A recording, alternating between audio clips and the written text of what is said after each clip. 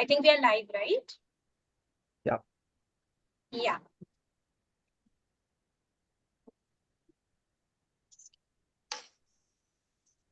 So, very good evening, everyone. On behalf of Team YOSI and the YOSI Social Cultural Group, I welcome you all to the International Yoga Day.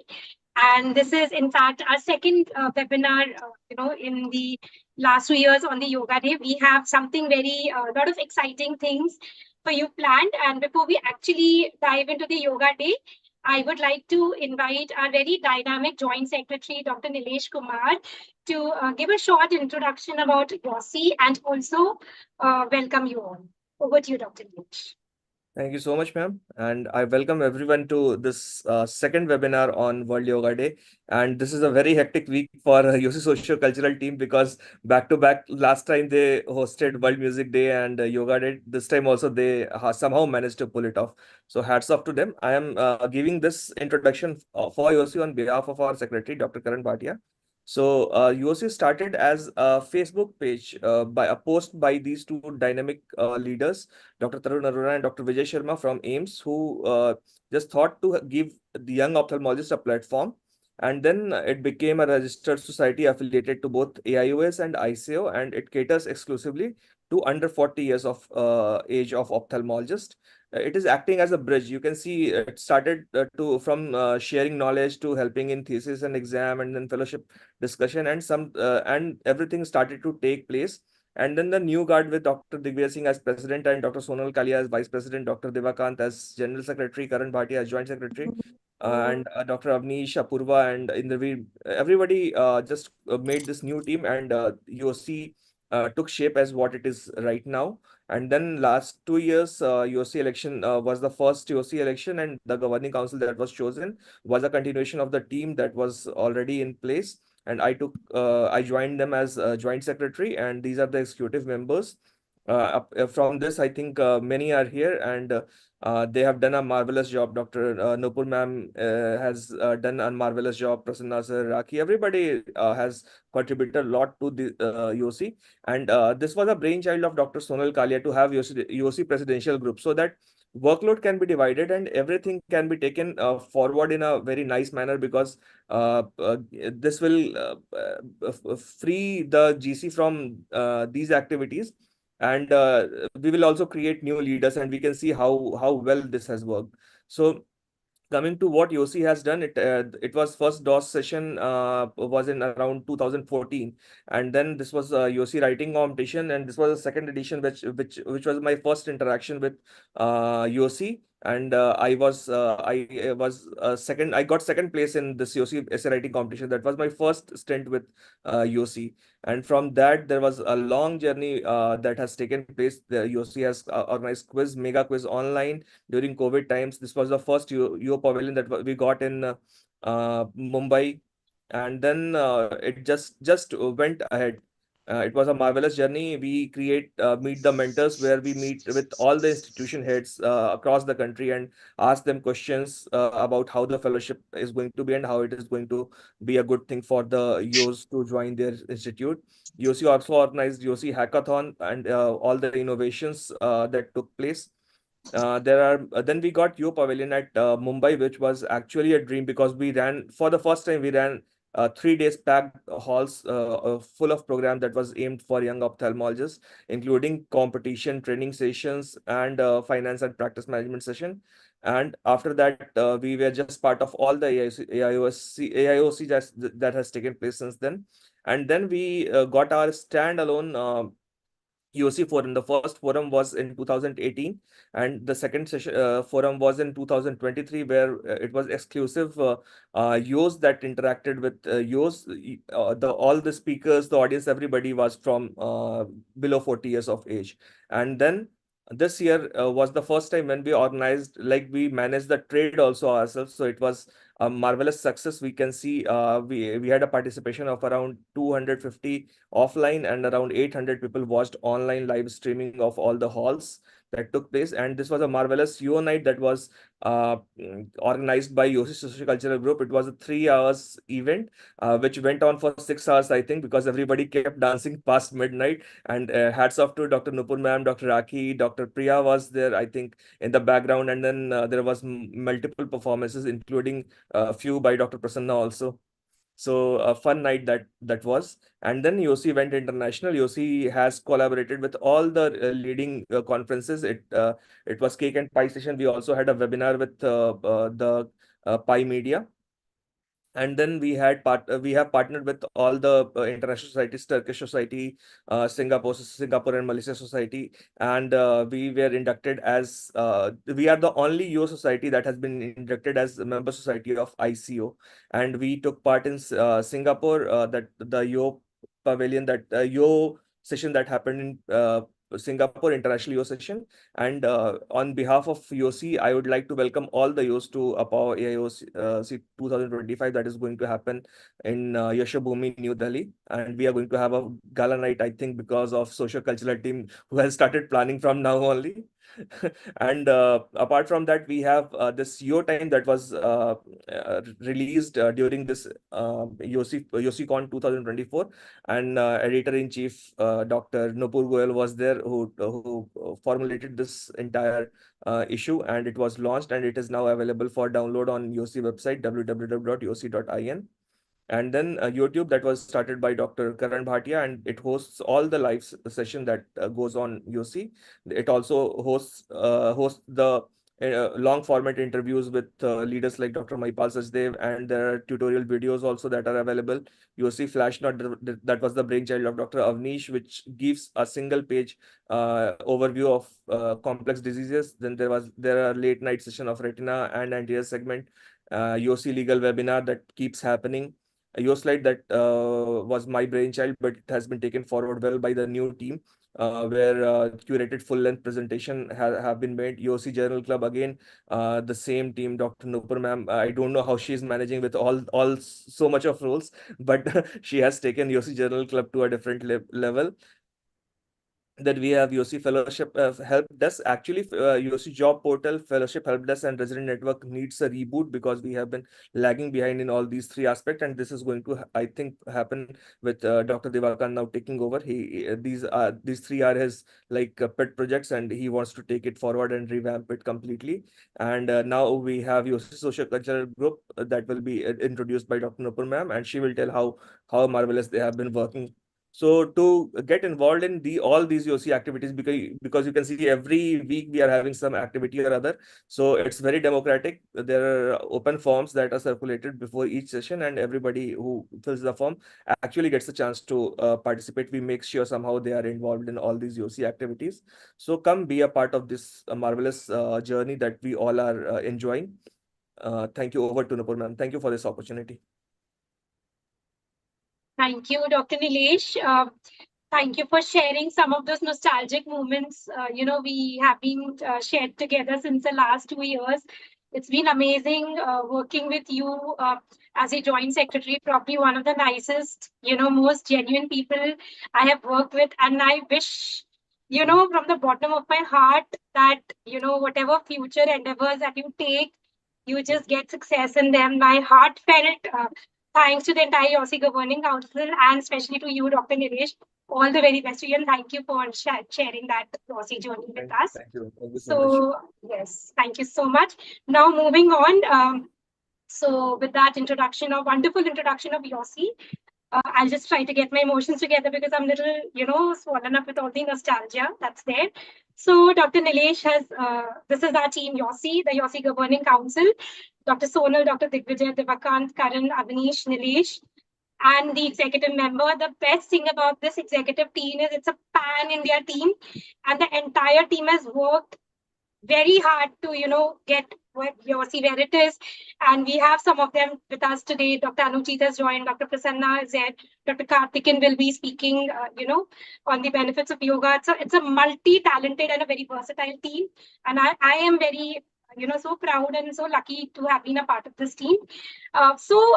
Brainchild of Dr. Sonal, when the elections that Dr. Lilly spoke about. So I had this vision for YOSI, which I had written in my manifesto also, that I wanted to develop a cultural wing to YOSI. So once the whole team took over, so I discussed it with Dr. Sonal. So Dr. Sonal said we already have a wing called Live Beyond Ophthalmology. So this has to be something different. So she came up with this idea of social culture, correlating your cultural things with I. So this is how we came about with the team. I being the in charge, Dr. Manushree Gautam, Dr. Soumya, who's here with us. She's a yoga expert. Dr. Richa Gupta, Dr. Aditi, Dr. Priya. Dr. Priya has been my left and right hand in all the social cultural activities, always there in the background, 2 o'clock in the night. Also, I can call her and tell her, please do this. And, the work is done for me.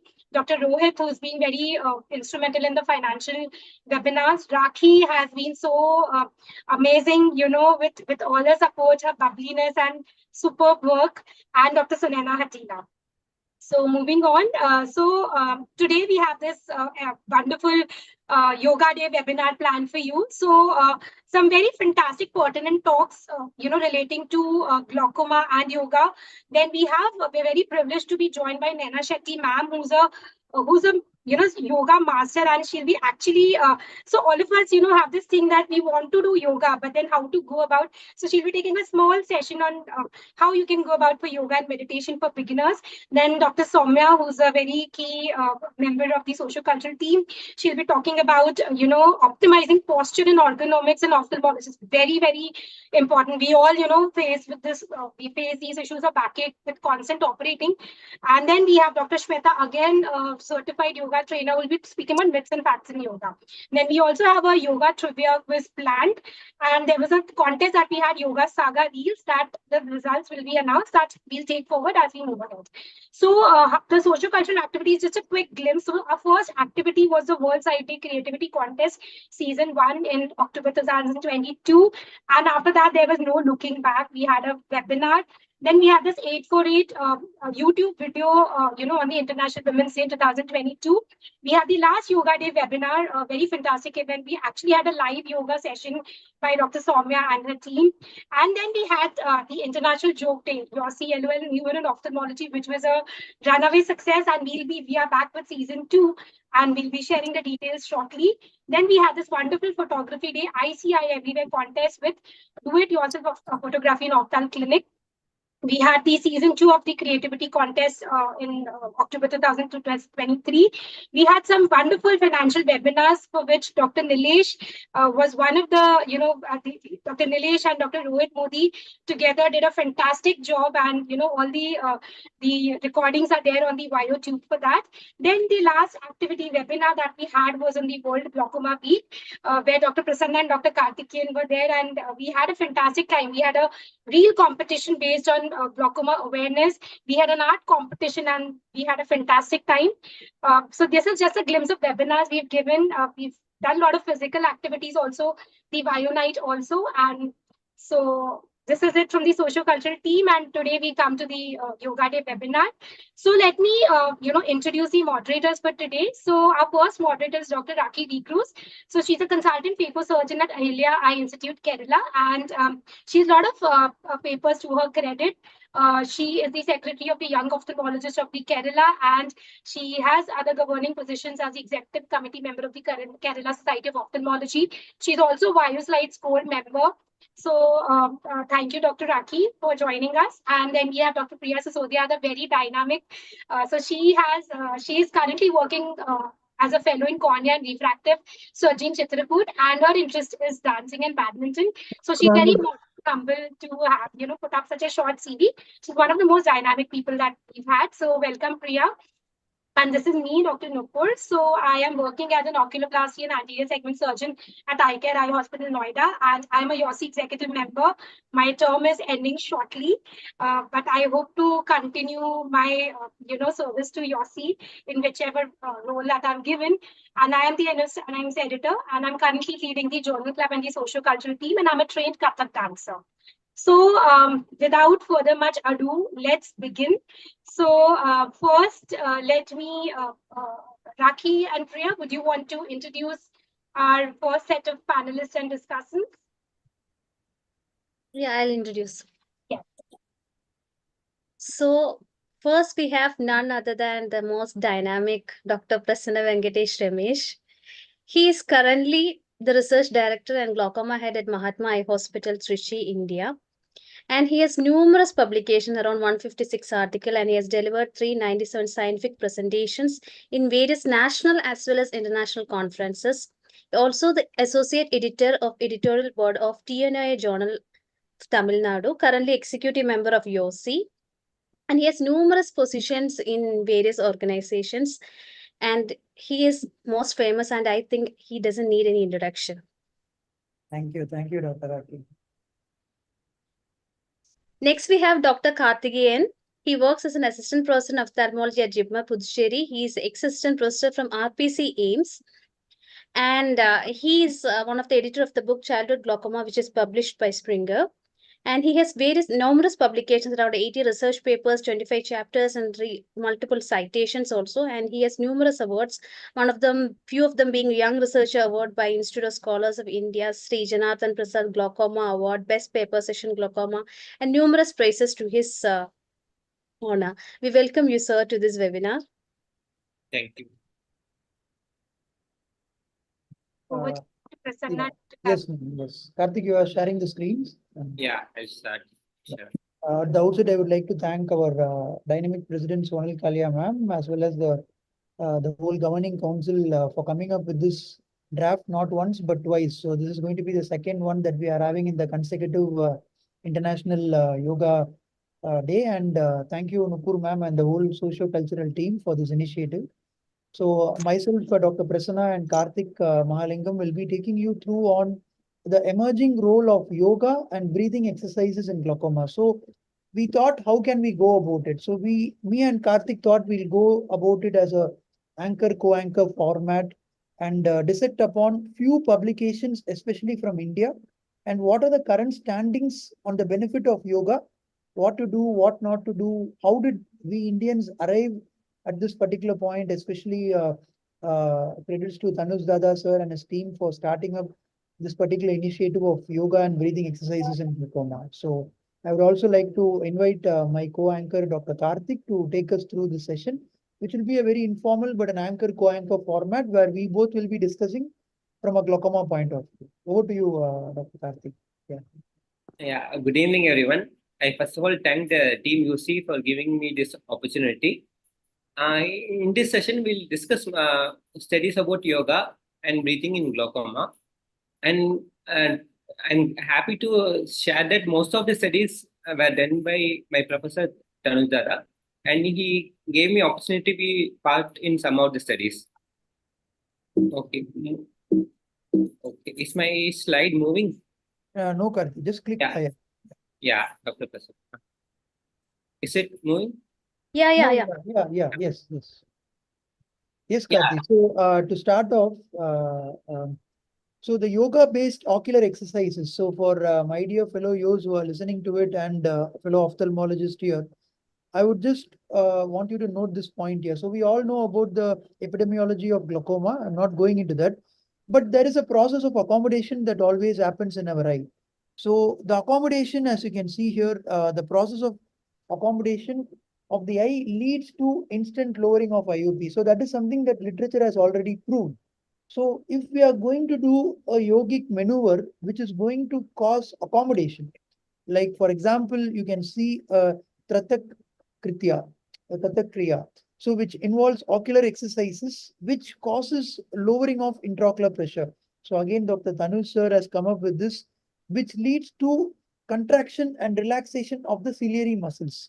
So that, my dear friends, causes the trabecular meshwork to be pulled because the ciliary muscles causes the trabecular meshwork, which is attached to the scleral spur, and it pulls the beams of the trabecular meshwork wide open, which is stretching it, and that causes the intraocular pressure to come down because of increase in drainage.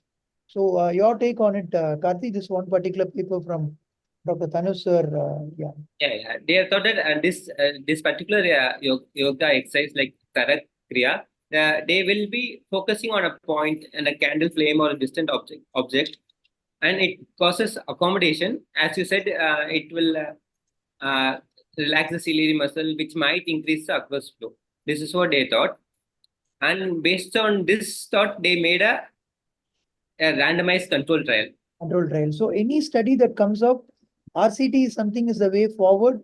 People who are researching vibrant and aspirant use. So the Jyoti Trataka. So now yoga has been proved for diabetes, hypertension, that it is definitely serving as a good factor in bringing down to a certain extent.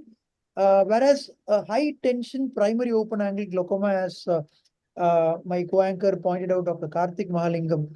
So how the RCTs have come out is, this is again not an Indian study, but a study by done by international people published in the Journal of Complementary and Integrative Medicine. How it causes significant reduction in intraocular pressure, and this is an RCT, my dear friends, where it is a randomized control trial. Yes, Karthik. Yeah. Moving on to next study. Like here now, they said meditation, breathing exercise has multiple benefits in many diseases, but no one has evaluated whether it is useful in glaucoma or not.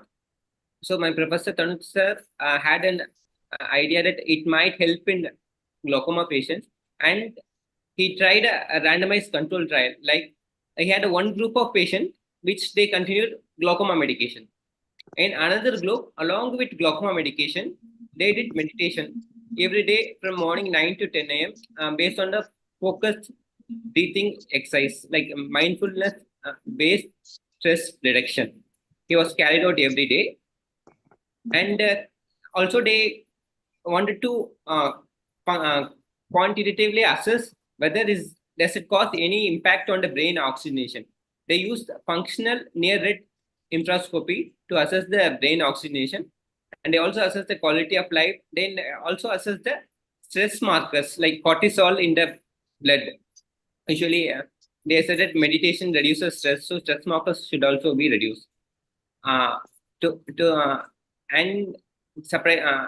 they found that the short course of meditation was associated with significant improvement in brain oxygenation, which was found using the functional MRI, and improved the quality of life of patient, and also reduced the intraocular pressure and stress markers. Thank you. Thank you, Karthi. I think what we are trying to go back is, we'll have the next one, Karthi. So the glutamate excitotoxicity cascade. So that is something that has always been area where we have found it hard to conquer, where there is a lot of things happening in the glutamate excitotoxicity cascade and the neuroprotection and the recent medications of how we are going to invade the Rho kinase. Yoga and meditation, mindful meditation, these are pointing towards these stress markers, which is something that we are trying to navigate into the field of glaucoma, how we can really give neuroprotection in terms of these particular cascades, the free radical scavenging mechanisms, which my dear friend Karthik has also done extensively when he was along with Anush sir. So he'll be addressing on the next few parts of the trabecular meshwork gene expression. So we are now dealing on a molecular level, be it the genetics or be it the stress factors that we are dealing with. And over to Karthik to actually decode this another study published in the American Journal of Glaucoma as well. Yeah, initially we found out that based on the previous study, we found out meditation helps in lowering intraocular pressure. Then we were wondering what might be the mechanism and what might be the cause. So we plan to analyze the trabecular measure and how does it change. So in this study, similar to previous study, it was RCT. Here we identified the trabecular measure gene. The patients who are planned for surgery, they underwent this meditation training. So we took as a part of trabeculectomy, we usually take a piece of cut trabecular measure, we used it and analyzed it. And we found that mindfulness meditation has a direct impact on this trabecular measure gene expression.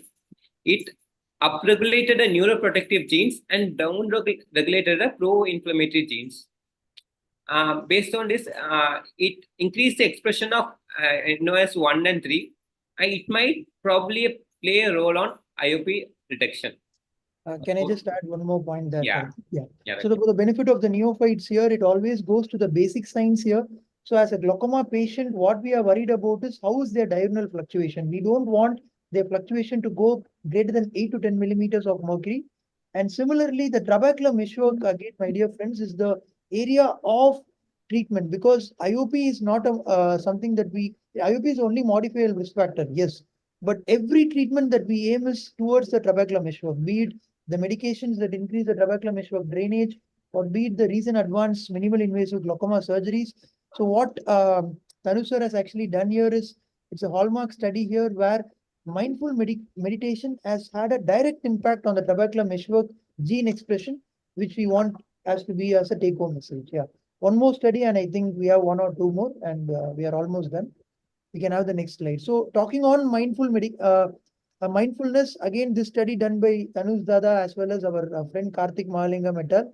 You can see here not only the direct effect on the trabecular meshwork, the other pathway that I was talking to you. Sometimes a normal tension glaucoma patient, he'll be developing glaucoma where the IOP is normal, but what could be the reason? It could be the optic disc perfusion. So that is again a randomized control trial was done.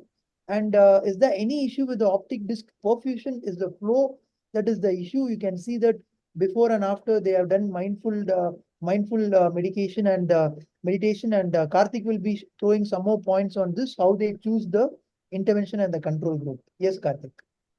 Yeah, yeah, thanks, Dr. Prasad. After the previous study, we had a doubt whether it will increase the optic disc perfusion or not. So we want to objectively prove it. So we used the OCT angiography to assess the optic disc perfusion before and after this mindfulness-based stress reduction. And we found out that in the intervention group where we did meditation along with glaucoma drops, the optic disc perfusion improved significantly.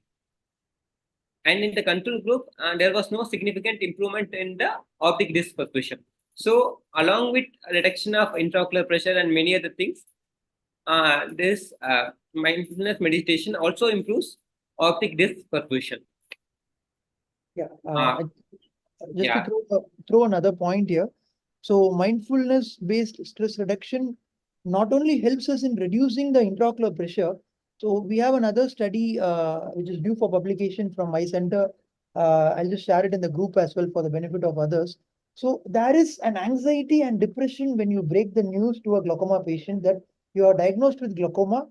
The moment you say that you will have to live with this is a lifelong condition, and if there is a family history of blindness again for them, then they'll also be at a similar fingerprint. If their mother or father has gone blind due to glaucoma, then the person whom you have diagnosed with glaucoma will be going through a similar pattern. So that tends to take a toll on the mental thing as well, where they tend to get anxious, they tend to get depressed. So this all has a toll on their mental health. Their mindful based stress reduction, as Karthik has beautifully pointed out, as well as published.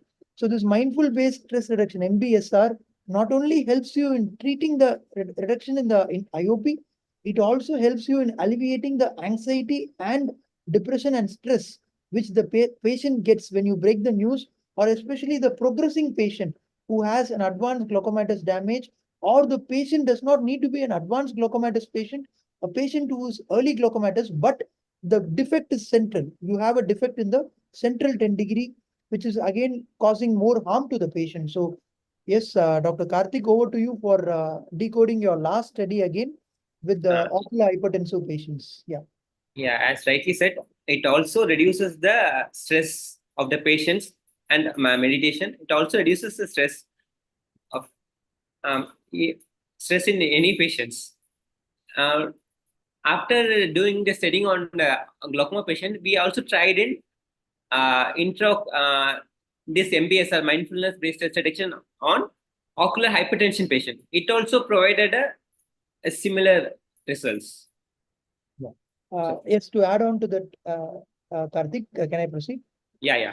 Yeah, yes, Dr. Karthik. So yeah, so again the basic teaching was you have 2 spikes of intraocular pressure in a day, and the 2 spikes are more or less related to the serum cortisol levels. When that spike happens, after a few hours you have the IOP spike. So again you can see that the mindful based stress reduction published by Dr. Karthik as well as his mentor Dr. Tanuj et al. Sir you can see that it not only reduces the IOP, it also reduces the serum cortisol level. So it's all about the mind and the body at the end. Do we have any more study, Dr. Karthik? I think this is the Yeah, we have one more study. one more, yeah. So the Yeah. mind and the body is the amalgamation of the mind and the body. So if a disease is going to be taking its toll like a glaucoma, how you can really help in alleviating the stress as well. And coming to this last study published in the Journal of Glaucoma and on the yogic pranayamas and diaphragmatic breathing. So again, over to Dr. Karthik through throw some light on this and also to end with the 365 technique that they have published. It's called the 365, not because of the number of days in a year. I think Karthik will be covering on that as well. Over to you, Dr. Karthik. Yeah. This is one of the study which also based on the diaphragmatic breathing technique, which produce similar result like our studies. It helps in reducing the intraocular pressure.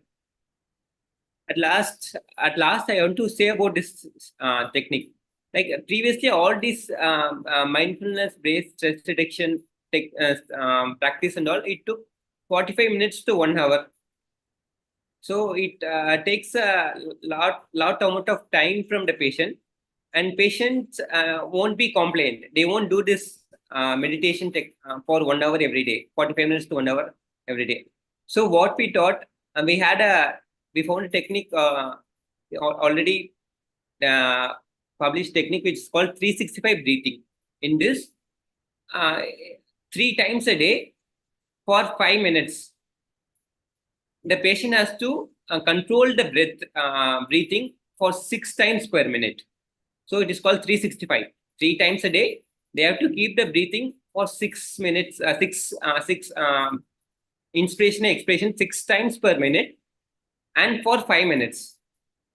Why do you want to lower the breathing rate? It's normally 12 or 14. We have to reduce it to 6 so that it attains a resonant frequency and it produces multiple beneficial effects. It produces the same effect of this mindfulness-based stress reduction. And so we tried in patients with glaucoma. And we found that we also did autonomic function tests. We found that the glaucoma patient to begin with had some the parasympathetic and sympathetic disturbance in their balance of the parasympathetic and sympathetic system. So this technique helped to improve the autonomic dysfunction, and it can reduce IOP and also reduce the serum cortisol. Yes, Dr. Karthik. So thank you. To summarize these slides and the review, it's just I would like to summarize with 3 pointers here. Intraocular pressure is the only modifiable risk factor, but focus is moving towards trabecular meshwork and the parasympathetic activity. So how it gets, the parasympathetic activity always constricts your pupil. It helps you in pulling the root of iris away from the trabecular meshwork, as well as the accommodative process that happens in your ciliary body. Those all opens up the trabecular meshwork pores. And not only on the trabecular meshwork, what Karthik has published and what we are trying to say is also on the mind, how it helps in anxiety as well as the other things. One, again, very important thing, again, brought out by Dr. Karthik as well as Tanu sir here is the 365 technique, which any glaucoma patient can practice. And this is a certified published treatment technique for a glaucoma patient, which is an additive one. Of course, you can prescribe it, and it's an additive therapy along with the drops or the surgery or whatever that the patient has already done.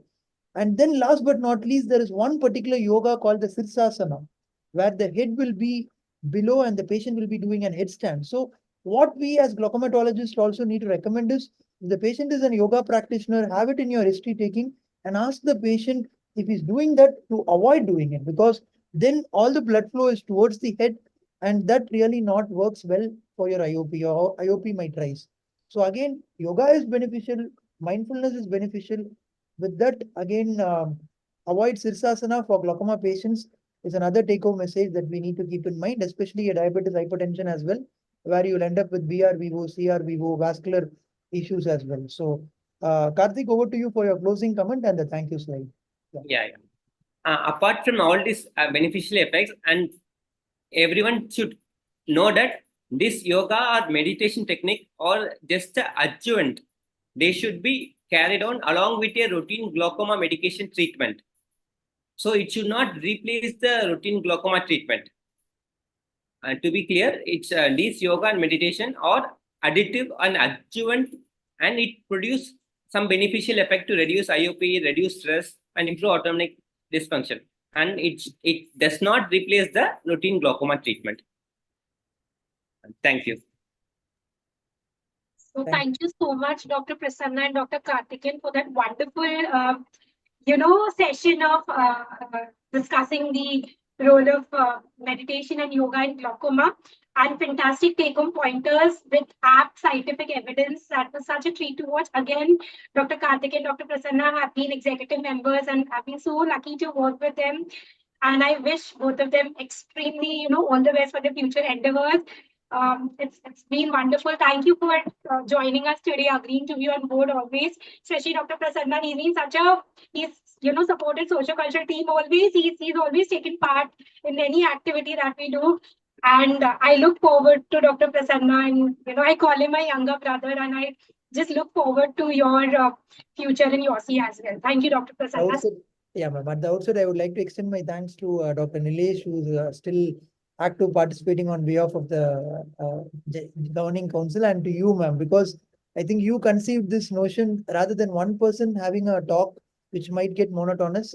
I think it is Nupur ma'am's again a brainchild, I should say, where she came up with the idea of again Sonal Kalia, our president. Yes, so I actually would want to Person can- correct you on that. This was actually an idea by Dr. Sonal Kalia. She was supposed to be one of the discussants, and she's actually doing a study on something similar to this.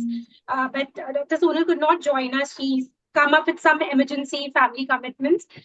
So she has, conveyed her regrets and apologies.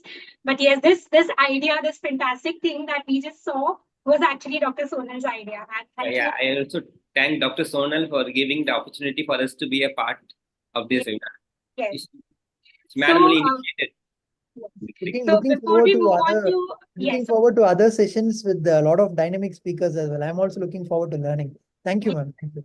Thank you. So before we have Naina Shetty ma'am with us, so before we actually go on to the practice of yoga, quickly we'll try to understand what Yoga Day is all about, and Rakhi will give a short, quick, crisp presentation on that. So over to you, Dr. Rakhi.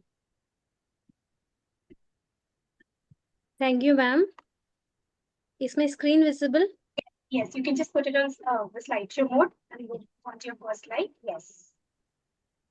So I'll not take much time. I'll just give a brief view on what is International Yoga Day and its significance. At the outset, I would just like to comment by stating this quote from Bhagavad Gita itself.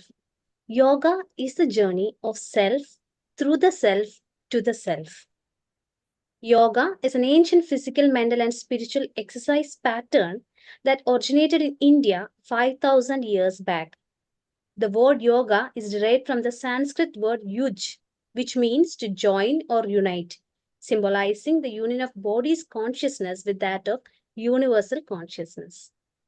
Yoga, as we all know, involves many poses, otherwise known as asanas, that help us to become stronger, more flexible, and more confident. There are different forms: karma yoga, which utilizes the body; jnana yoga, which utilizes the mind; bhakti yoga, which utilizes spirit. Now let's learn about the origin of Yoga Day. Yoga Day is celebrated on June 21st worldwide, and this was adopted by United Nations in 2014. And the initiative for an International Yoga Day was taken by none other than our own PM Narendra Modi during his UN address in 2014. This resolution received tremendous support from 177 countries, and the first International Yoga Day was thus celebrated in June 21st, 2015. The theme for 2024 is Yoga for Self and Society. It mainly prioritizes the mental well-being of the community. The main event will be held at Sher-e-Kashmir International Conference Center, Srinagar. Benefits at yoga, we know it's broadly divided into a mental well-being, where it improves the concentration, reduces your stress and anxiety; a social well-being, where it makes you more calm, patient, confident, that makes you more socially attractive and socially active; and a physical well-being, where it makes your body flexible and improves your stamina. So the objectives of this Yoga Day includes to create a global awareness regarding the health benefits and the holistic well-being that yoga provides, to promote unity, that is to gather the people of all backgrounds, all religions to come together and to practice yoga, to create an awareness on the social health problems of our society, and of course to celebrate the cultural heritage of India. As we all know, there are numerous health benefits: improving our patients, increasing the mental health, especially important for doctors, lowering our stress levels, improving our mood, helping us to sleep better, giving us healthier hearts, and it does lower the overall inflammation rate. Effect of yoga in ophthalmology has been detailed by our on Dr. Prasanna and Karthik sir. So I'll not be going into those details. Only one thing which is missed is effect of asthenopia, that is on the eye fatigue. There have been certain exercises like palming, blinking, sideways viewing, and preliminary no-step gazing, etc. Those exercises are said to be having an effect on this eye fatigue and reducing the eye fatigue effect also. So, to conclude, yoga is not a single day work, but it's a continuous process. It's for all genders, all children, and elderly. Regular yoga protects us from many diseases, mental health issues, and increases our life expectancy. Thank you. Thank you, Dr. Raki, for that wonderful insight on yoga, the meaning, the benefits, and so it's so proud to have this origin of yoga from our country, and talking about the inception of International Yoga Day. Again, Raki has been a fantastic social cultural team, otherwise very dynamic person, and I wish you all the best for your future in YOSI. Thank you, Raki. Thank you. Thank you so much.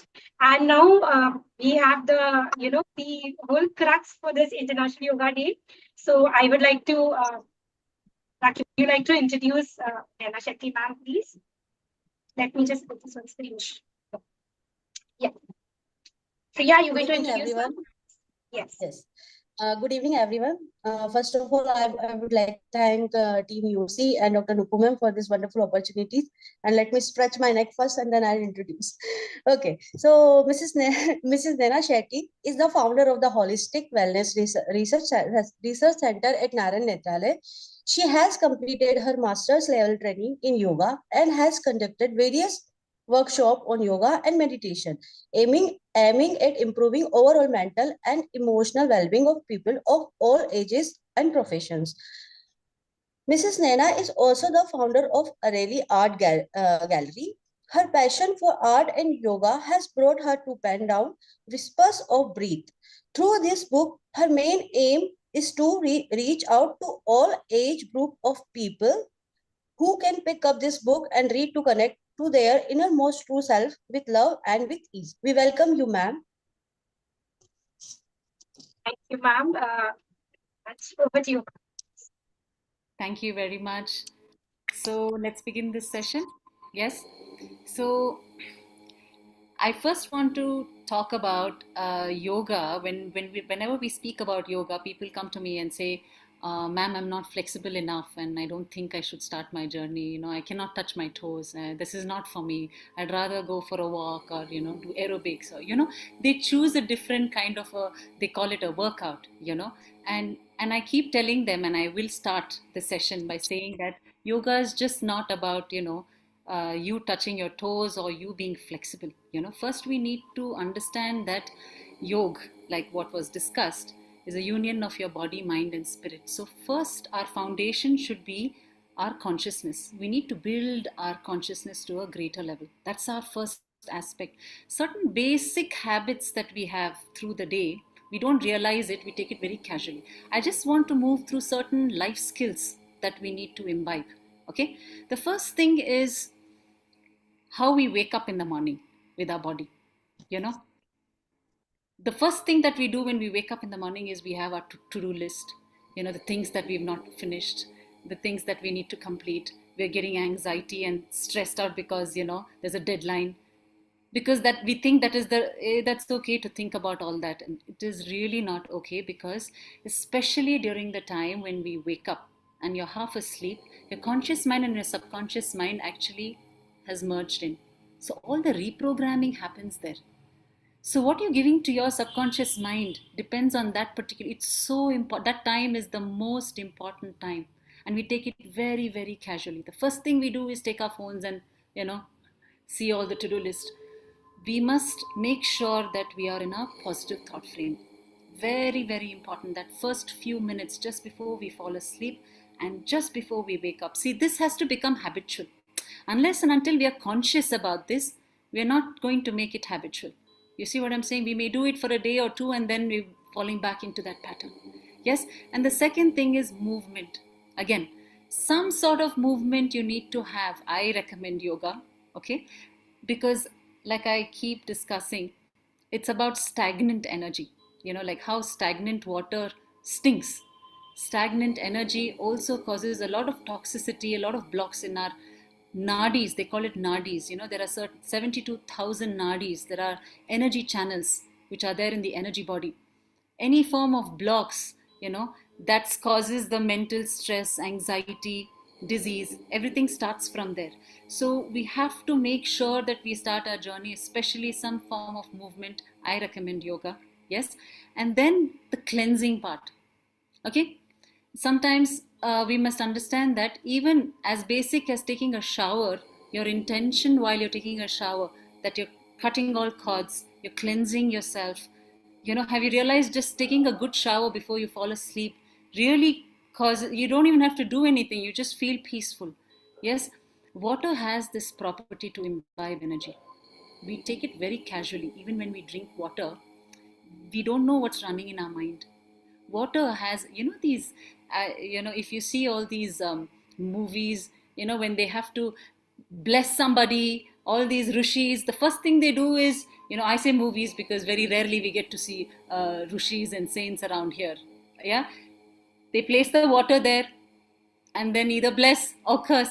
See, there is a reason why they used water. Water has a property to imbibe energy. So we need to be very, very careful, especially while we drink water. Have a positive mind frame. Fill yourself with gratitude before you drink water. Never think about any stressful situation or your problems when you drink water. These are very subtle but very powerful basic things that we forget. Maybe our parents would have told us someday, but you take it casually because energy is something that you don't see, no? So we take it so casually. Yes. And also when you're taking shower, sometimes we have cords. What are cords?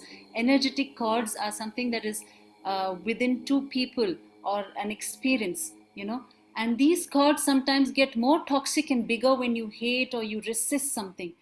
These are toxic attachments to your past experiences, which enables us to keep moving ahead. It keeps pulling us back to our past traumas.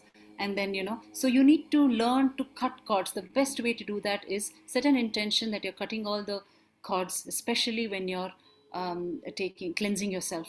That's another important technique. And then thoughts.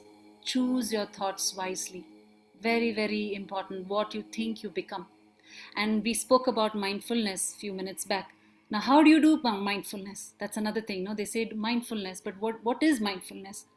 Yes, suddenly if you feel like you're in a thought process where you're unable to cut off that negative thought, that means what? You're moving into the past, okay, which has already happened, doesn't exist anymore, or you've gone to the future, which is again a question mark.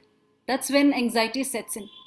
Mindfulness is when you consciously move yourself to the present moment. And how do you do that? 3 wonderful techniques to be mindful. Every now and then, pause.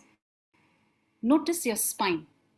Okay, just be aware of your spine for a few seconds. Be aware of the soles of your feet. Few seconds. And be aware of your breath.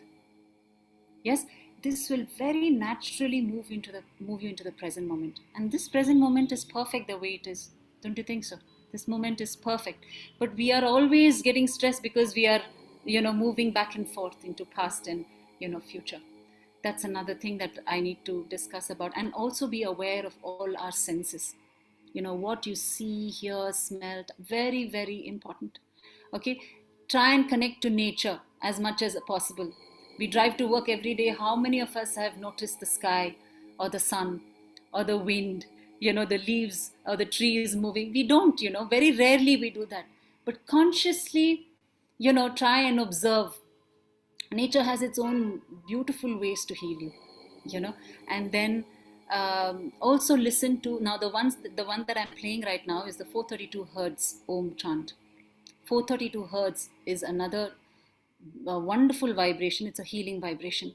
Connect to music, you know. Music has its own way to heal you. Even if you suddenly hear your favorite song on a radio, and then it'll bring a smile to your face. Music has this thing to heal you, So try and connect. And I recommend 432 hertz for healing. 432 hertz is a fantastic vibration to heal you. And then also try and walk barefoot on earth. This touch is very, very powerful. It'll help you ground yourself and heal yourself in ways, in different dimensions. You don't realize it. It's such a subtle technique to heal you that you'll only, when you experience it, you'll realize how it has helped you. Yes.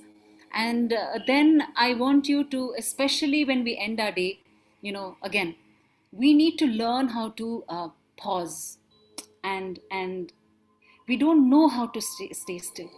Every time we have even a 5 minute free time, you want to, and I know especially workaholics like each one of you, I know how doctors are and how their mindsets are.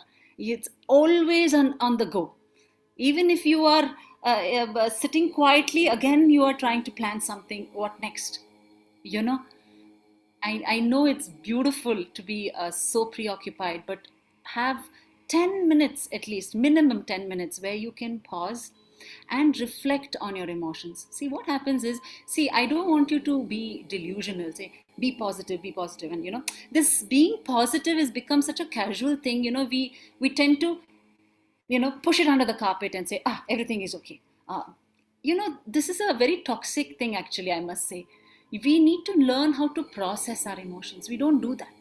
Have you noticed this? Every time you feel, okay, now I need to, then you say, okay, let me just change it to the positive thought. And then that emotion that you felt, it was anxiety, stress, fear, whatever it was, you have not processed it. Learn to process your emotions, especially at the end of the day. Very, very important. Why did I feel this way? Like, learn to be an observer. Like I always say, in all my sessions, the best thing is, this is you and this is the emotion. There has to be a gap. Okay?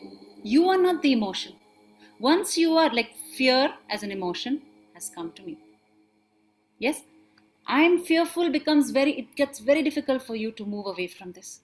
So be an observer. This gap needs to be created. So that's when you'll be able to observe yourself and figure out, why did I behave or react in this manner? How else can I evolve? And there are a lot of people who come to me, oh, this is who I am, and I'm already 40 plus, I cannot change. No, every single day we need to make sure we are evolving with our body, with our mind, with our spirit. This we need to seek. Because I keep telling you, reprogramming, I told you when to do the reprogramming, right? You can do that especially early mornings. You can, whatever habits that you want to change, you want to see something that you want to transform, that's the best time to reprogram. Yes? And fill yourself with gratitude. Best way to increase and raise your vibration is gratitude as an energy. A brilliant way. Every time you feel very low with your energies, gratitude makes you actually raise your vibration and be very receptive. Now we will be practicing few meditations. See, I wanted the session where we practice the meditation, so you experience it to understand what it is. So the next few minutes we will be practicing a healing, body healing technique, a mind healing technique, and to connect to the spirit. Yes, so be receptive. Yes, through the session. All right, and surrender and let go. Very, very important. Surrender and let go. Sometimes we always feel like everything we're doing is because of me. There is a higher power also there. You need to sometimes let go and do your best, and then let them take care of the rest. We don't do that. Yes, so try to learn how to surrender and let go. Yes, so let's begin the session. Yeah, so the next few minutes we will be practicing meditation. Yes, throughout the meditation, let's hold Prapti Mudra. Prapti Mudra is being receptive. I spoke about receptivity. So Prapti is just cup your palms like this and then place them over your knees. Okay, so you're receptive. Close your eyes. Make sure your back is aligned. This is very important because all your energies are aligned to your spine. So make sure your back is comfortably aligned through the session. The first technique we're going to practice is called box breathing. Okay, so you inhale for 4 counts, hold for 4, exhale for 4, and then hold again for 4 counts. Let's begin. Inhale, 1, 2, 3, 4. Hold, 1, 2, 3, 4. Exhale, 1, 2, 3, 4. Hold, 1, 2, 3, 4. 2 more sets of this. Deep inhale, hold, exhale, hold. One last time. Inhale, hold, exhale, hold. Next we practice Brahmari. It's a humming bee technique where you inhale and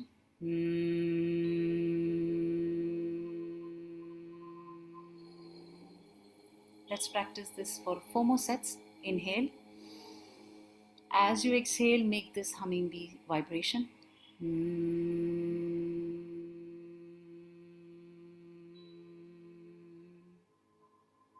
Inhale. Exhale.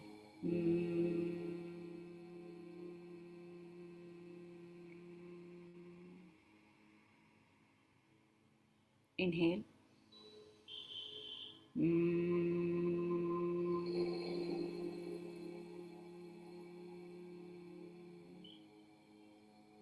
One last set. Deep inhale.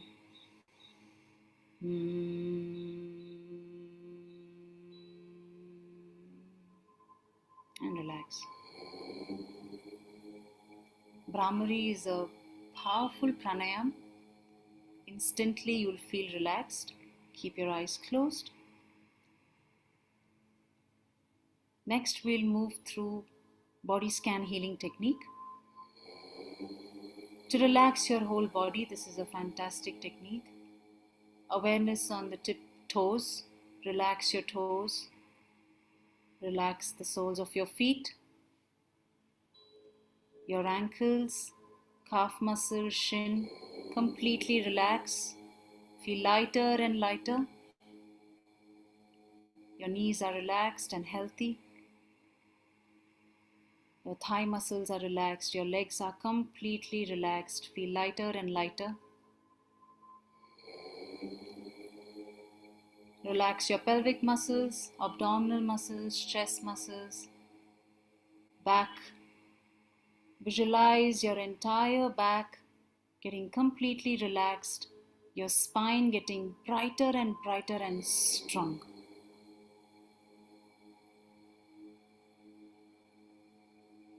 Relax your shoulders, upper arms, elbows, forearms, wrist, palms, each and every finger. Relax. Relax your neck region. Completely relax your facial muscles. No creases on your forehead. Maintain a gentle smile on your face. Your body is completely relaxed.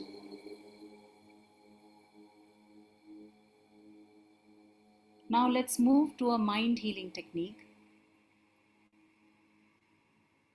Visualize a black portal. Build your power of visualization. Now this is the most important bit. Build your power of visualization and visualize a circular black portal right in front of you. And you're going to discard and you're going to let go of all your negative thought forms, negativity into this black portal, never to return back, using your breath as a channel. Okay, visualize it very vividly. Deep inhale. As you exhale, let go of any form of insecurities. Let go. Inhale. As you exhale, exhale out any form of guilt. Let go. Feel lighter and lighter while you do this. Inhale. Exhale any form of stress. Let go. As you exhale, feel lighter and lighter. It's moving into this black portal. Inhale. Exhale any form of hatredness within or towards anyone. Exhale. Inhale. Exhale any form of anxiety. Exhale. Inhale. As you exhale, exhale any form of illusion. Sometimes this Maya traps us. We are not able to see beyond. Exhale out this. Exhale. Inhale. As you exhale, exhale out any form of doubt. Exhale. Feel lighter and lighter. Now visualize a beautiful, big, circular, white portal, as bright as the sun, right above the black. And now you're using your breath as a channel to inhale all the positivity that you want from life. Inhale confidence. Fill yourself with confidence. Inhale creative energy. Inhale. Feel as if that light is moving into you. Inhale calmness, peace. Inhale. Inhale love. Inhale. Inhale power of intuition. Inhale. Inhale faith. Inhale. And now relax, and now keep your eyes closed and be sensitive to this subtle energy shift that's taken place. Just observe how you feel with your body, with your mind.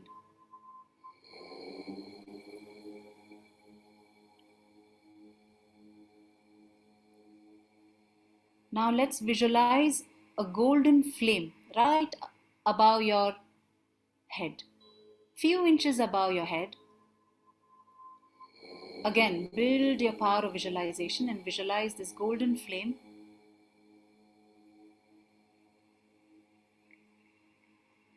You're in complete silence now. I will be chanting the vibration Om 3 sets. You chant in your mind. You do not chant it loud. Be aware of the gap between two Om. The gap between two Oms, there is complete stillness. Just be aware of it. Be aware of the flame. Be aware of the stillness and let go.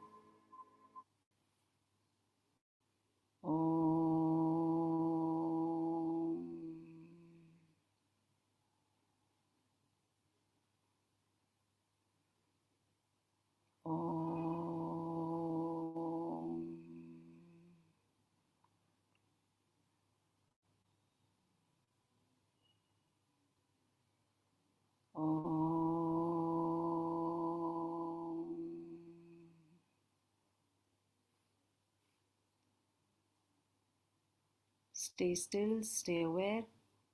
Complete maun, silence for the next few seconds.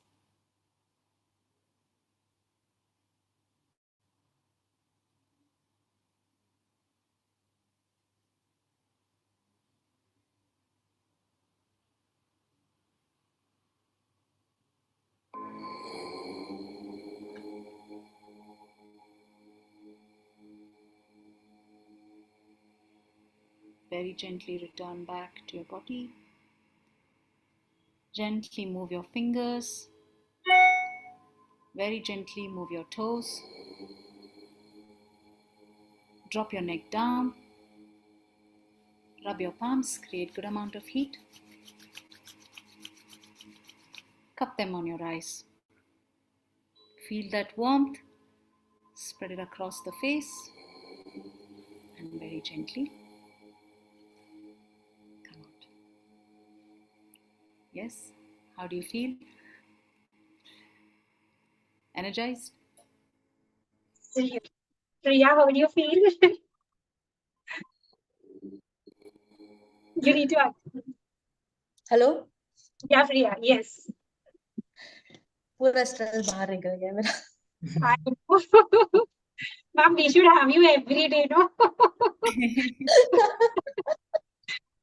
Glad you could experience this. Thank Yes, you very much. this is amazing. Thank you so much. Thank you. Thank you. So I think that was so amazing, ma'am. You know, it was perfect the way you described mindfulness, and you know, it's so right that everybody says, you know, be positive. But those small things that you stressed upon, that and the things that you mentioned are so easy to incorporate in our lives. So thank you so much, ma'am, and thank you. We're so honored and privileged to have you here. Thank you so much for it means a lot to all the young ophthalmologists you joining and taking time. And I think it was a beautiful session. I must actually thank Dr. Sonal. It was her suggestion, you know, that we have ma'am on board. She got in touch with ma'am and then she got us in connect. And we hope to have you more in the future, ma'am. It's like you are, you know, whatever Dr. Nilesh, Dr. Prasanna, like, you know, the new team, whenever, whoever takes over, I think every International Yoga Day, ma'am, has to be there for young ophthalmologists. Thank you so much, ma'am. It's beautiful. Thank you. Thank you. Any comments, Soumya, Shweta, Rakhi, Dr. Yeah, Prasanna? it was so lovely to have Naina ma'am on board. I've known her for like 12 years now, and every time you see her, she's the same graceful, pleasant, like, and so full of like positive energy. Even before we started talking about yoga so seriously, she's always been somebody that brings a smile on your face. I've seen her from so many years. uh like I was telling somebody recently also, like just the right vibes always. Like we are like, okay, even in the clinic sometimes we're like really nice to patients, and then somebody comes and switches the wrong button, and after that it's so difficult to maintain that same positivity for every patient after that, because the vibes then suddenly change. But I've seen Naina ma'am, and I feel like she's been the same over the years. You're too kind, Soumya. Thank No. you. I agree with Soumya, ma'am. Even before the session started, I could see so much of positivity oozing from you, ma'am. It was really wonderful, and that was carried out throughout the session. Thank you so much. Thank you. Thank you so much. Thank you. Rakhi, any thoughts from you about the meditation? I actually enjoyed it. I was doing along with her and I felt so calm inside. It was wonderful, ma'am. Really wonderful. Thank you. Thank you so much. Prasanna, Nilesh, are you there? You guys are there? Or? Yes, ma'am. Yeah, Yeah. ma'am. Yeah. So any thoughts about the meditation that ma'am? Yes, ma'am. Actually, really credits to the whole team. So I was not doing the meditation because I had some OP to attend to. But one thing, when I was able to listen on and off, and I took this class called Shambhavi Mahamudra in inner. It's called the inner engineering. So I was facing a burnout during my second year post graduation, where I was not able to think anything, I was not able to study anything, and I was not able to see the clinics also. So, to an extent, I was able to relate to it. I was hearing it on and off as I was looking at my patients as well. So, I was able to have those memories of my Shambhavi Mahamudra, where they used to talk about all this focus, where you need to focus, and finally, the culmination of it, they'll bring it in between the two eyes at the supranasal region. So, it was a revision for me, and I'm still practicing it in a very small way. So thank you, ma'am, for bringing all the nostalgic memories. Though I was not able to fully attend it, but I was able to see what it was. And when I suffered a burnout, this helped me actually to come out of it during my exams, especially in my masters. So I feel most of the young ophthalmologists who are seeing it, I think I especially had this during my correctly when I was entering my final year. So I think that will help us a lot, even during surgeries and other things. it really makes a difference. So thank you, ma'am. Thank you for being that instructor to take care of the people who are taking care of others' eyes. Thank you. Thank you, ma'am. Nilesh, any? Yeah, ma'am. I was actually practicing. I just I came back from OPD and it was I think today was really stressful because it was like went on till 6:30. So I was actually practicing and it helped me. And I have been practicing this mindfulness and creative visualization for quite I think 4 or 5 years. And actually it works. Like if you are really into it, then that will give you a belief. I don't know if it actually is making it thing happen, but your belief will actually make it happen. So even if it is a placebo, it's a good placebo to have. So we all should practice it, and I think with each of the yoga day, it will inculcate more into young ophthalmologists. Okay, Ma'am, thank you so much for being here. ma'am, if I I may agree ask, with Nilesh, ma'am. Even I had a long day today. I had to go to peripheral center visit. So I was feeling drained out. But after this session, yes, bring it on. I'm all good. may I ask a quick question to Naina, ma'am? Ma'am, actually, I started practicing mindfulness. I read a book, and then of course there are so many books that comes out. One was what was I was from the Isha Foundation, which is more popular down south in Coimbatore.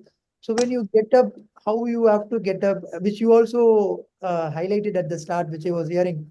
So how do you brush your teeth? Then how do you dress up? Even the button knotting, combing your hair, chewing your food and mindfully eating. Ma'am, for me, I start well. So if I say, okay, today I'm going to do it, I start well, and I think even 24 times to chew your food, that's what they say. Then finally, what happens is sometimes if the day is a bit hectic or if my priorities are focused on other things, I end up becoming a robot. I mean, one suggestion or tip that you may I'll give tell for you, actually choose one task. If you ask me, just choose one task. Maybe brushing your teeth, being conscious about it. How conscious we are when we brush our teeth. I'm just saying, and even the cleansing part I was talking about. So just choose one aspect where you're going to be conscious and do it for 21 days straight. 21 days has this magic of become habitual of the entire whatever process you're following for those 21 days. It's worked for me, something that I really want to do, and then suddenly after 3-4 days I say something else is my priority, and then I go back to my vicious cycle. 21 days, just choose one and follow it for 21 days, and then it becomes so habitual. Then it's like a programming. Then even if you want it, you will never forget to brush your teeth before going to work. It becomes habitual like that. Certain aspects of our life, if we choose that we need to do this and continue doing it for 21 days, then it becomes habitual. So I think we should start practicing Thank in you, that manner. ma'am. Thank you, ma'am. Thank you once again. Thank you. I'll just add on to what ma'am is saying, Prasanna sir. Yes. For last 4 months back, I started to practice to put my phone away while eating. So for 21 days, it was very hard. Like I was thinking, like in this time, I can answer few emails or do something like that. I am wasting my time. But after 21 days, I actually, when you don't have to do anything, then you are either talking to your family, which is very important. Most of the time, we don't do that while eating. Otherwise, you are enjoying the food. I am actually getting the flavors of the food now. Otherwise, it was just like just fill your mouth with something and just get back to the work. So it's very important. One task at a time. So next is putting out the phone while I'm sleeping. So that is the next phase that we are going to start now. I'm glad you're following that. It's very challenging for a lot of people. Thank you. Thank you, Nilesh. Thank Ashish you. is also with us. Would you want to give a comment, Dr. Ashish? Hi. You're on mute. You're You're on on mute. mute, Dr. So you're on Ashish. mute. Yes. I'm audible now? Yeah, so I became a part of this YOSI webinar because I recently have started practicing yoga. I might be just a first semester JR as far as yoga is concerned. So I started doing it like 2 to 3 months back, and I am really enjoying it. I was into fitness, into yoga from into workouts and gymming from last 6 years, and eventually I started feeling that though I have gained muscle, but there is so much of rigidity in my body. The body is not at all flexible, and from last 2 to 3 months, it has not only improved my gym workouts, it has also made me more flexible, and I feel little more peaceful, more mindful. it basically improves everything. So I think there's a long journey and it is a long way to go. I'm just very new to this process, but eventually I think I'll get hold of yoga also. So I think we can just keep having a session with ma'am. I think we need to have a separate entire webinar with ma'am. I think this much is not enough, but unfortunately, or fortunately, we have other things lined up for today, and we will move on to that, in the interest of time. Thank you so much, ma'am, for joining once again. We would really love to have you again, Nilesh and, Prasanna, like maybe we can have an entire session with ma'am. Sure, ma'am. With mindfulness. We should definitely plan something. Very soon we'll have one. Very Yes. Thank you so much. Definitely, we should be doing that. optimistically, very soon we will There is be. a mental health day in October. We can plan something with that. We can discuss later on. So we can, ma'am can block her calendar now that Yosi will be Yes. following, pursuing. Yes, ma'am. Yes. Sure. Thank you. Thank you, ma'am. Thank you, ma'am. Thank you. So moving on further, let's move on to our next speaker. And Priya, would you want to introduce? वो earphone देखा कल वाले So, our next speaker is Dr. Soumya Ganesh.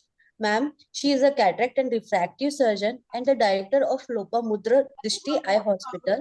She's a yoga enthusiast and has been a contributor to YOSI activities since 2018. She was also one of the main coordinators of the Young Ophthalmologist Meet organized in 2013 during her fellowship at Narayan Netherlands. She is currently the honorary secretary of IMA Virajpet. She has been invited to speak at many national and international conferences and has won awards as ESCRS, APACRS, and AIOS for her clinical presentation. So we welcome you, ma'am. So, Dr. Soumya, over to you. Thank you, Nupur, and thank you, Priya, for the introduction. I hope my presentation is visible to all. Yes, it is. Yes, Yes. I'd just like to start by saying, Nupur, I'm amazed by your enthusiasm and your positive attitude from day one, since I've known you for the past, I think, 1 or 2 years now. You and Priya, I think you're some people who also, like just bring in so much positivity because you're so full of life. And I think something to learn from you both as well. So coming to yoga and ergonomics, why is it important? Oh, 1 second. It's not moving. So yeah, now it is. Right. Okay. So it's important because proper ergonomics can help us prevent disorders of the soft tissues. And common ophthalmic or ophthalmologist related disorders include musculoskeletal disorders of the back, shoulders, neck, and upper extremities. We also can develop tendinitis of thumb and index fingers because of the fine movements that we do handling the slit lamp. And to add on to it, now there's the smartphone as well. Like I mentioned, the risk factors for us especially are repetitive tasks, especially under stressful conditions. And we do tasks that involve fine motor functions with close visual focus. We need to maintain prolonged awkward body posture, sometimes while operating. For example, if you're trying to get an incision in a certain axis or the patient's head is too high, there's always something that is putting us into an awkward body posture. And because of the fine nature of the work we do, we need to maintain it until we finish that job. So it is very important for us to have proper posture because it not only prevents injury, but it also reduces fatigue, it improves patient comfort, and so it improves our efficiency in the work area. It's very common for ophthalmologists to have neck strain and tension headaches. This is because of the stress that we carry, the forward head posture, which leads to tight muscles and then again in turn limited range of motions. Shoulder impingement and rotator cuff injuries are also common because of the repetitive nature of our work. I'm sure all of you have heard or gone through this lower back pain at some point or the other. This is because of prolonged sitting, especially with poor chair support. And also because of our chair units, we have chairs that can move. So quite often we're using our back to move forward and backwards, and which in turn is causing stress on our back. So this is me, like you can see, I'm slouching forward to do a dry eye scan for a patient, and we're constantly going through our day in the clinic, maintaining and holding these abnormal postures because quite often we're not even mindful of it. Ideally, we should have an ergonomic workstation. We should have an adjustable desk, a comfortable chair with proper back support.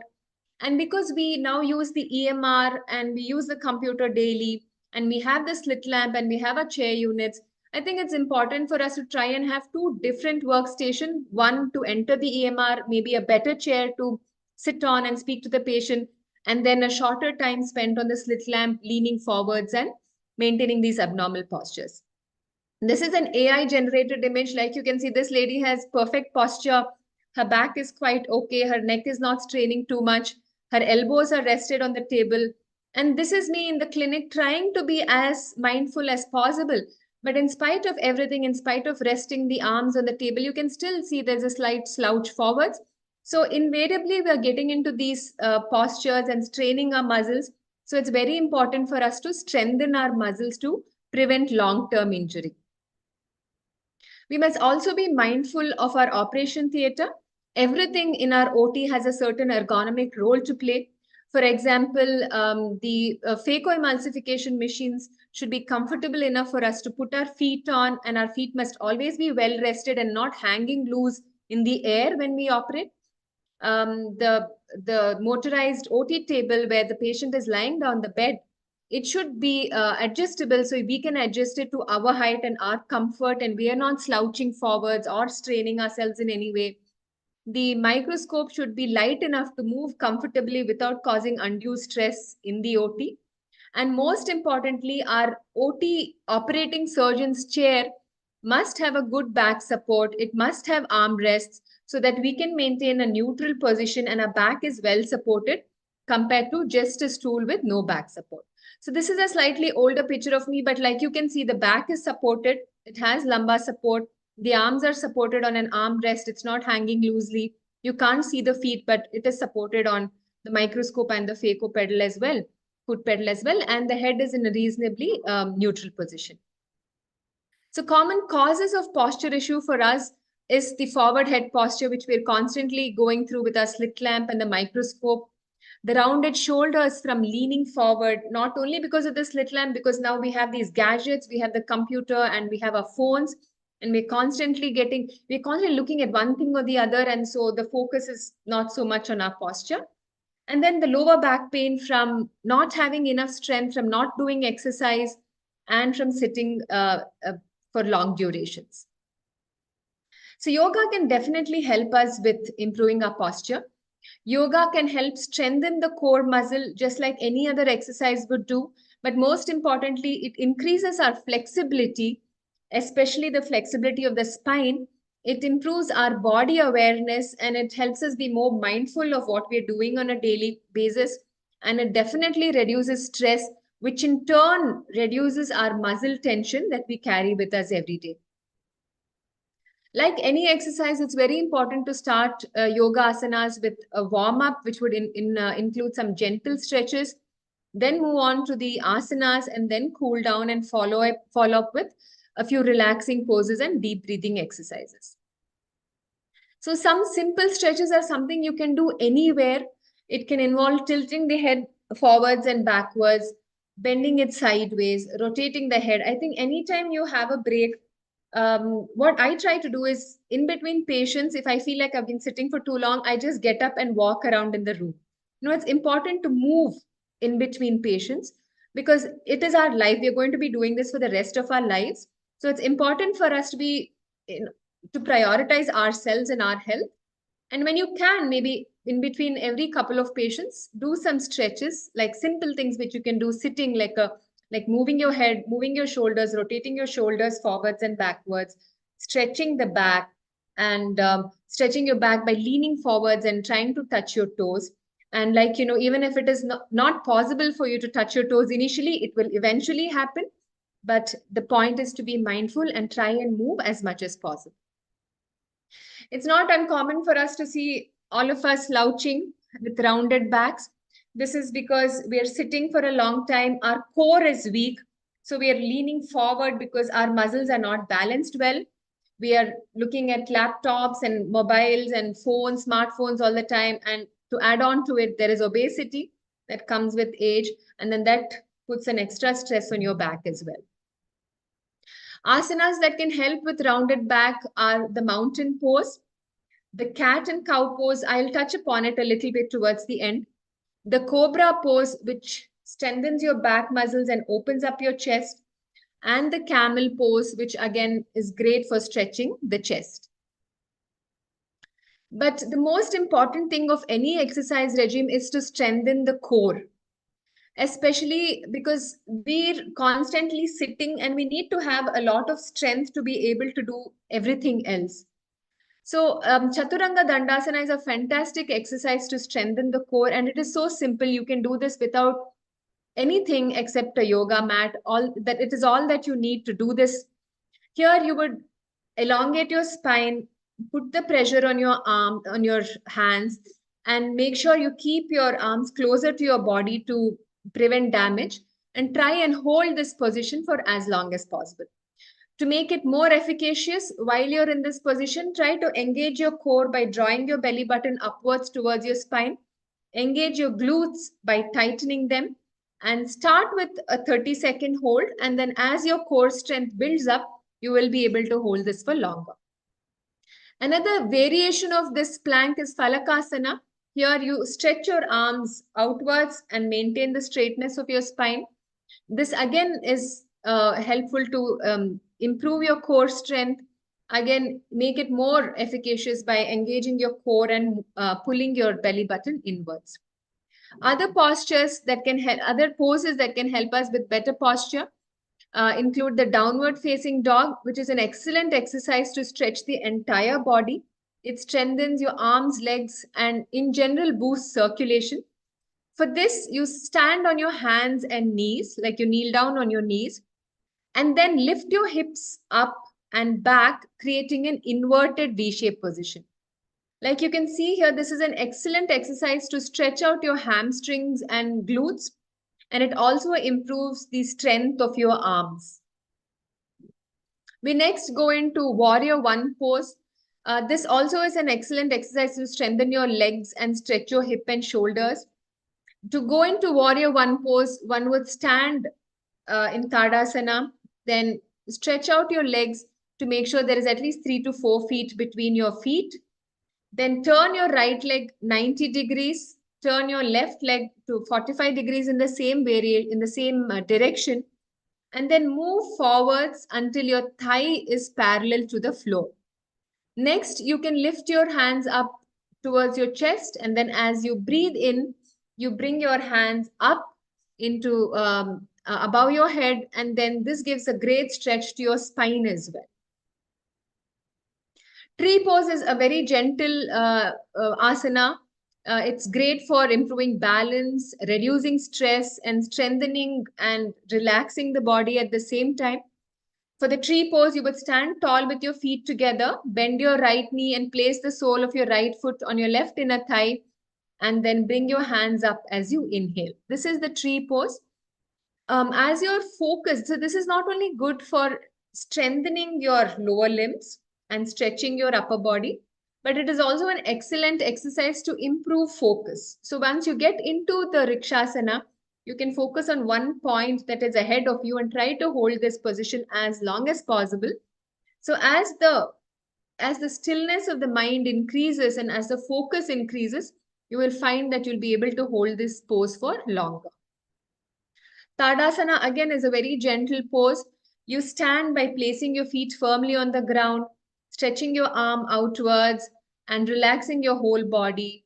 This again is an excellent asana to relieve pain and relieve your stress in general. A very good exercise to relieve back pain would be the cat-cow exercise.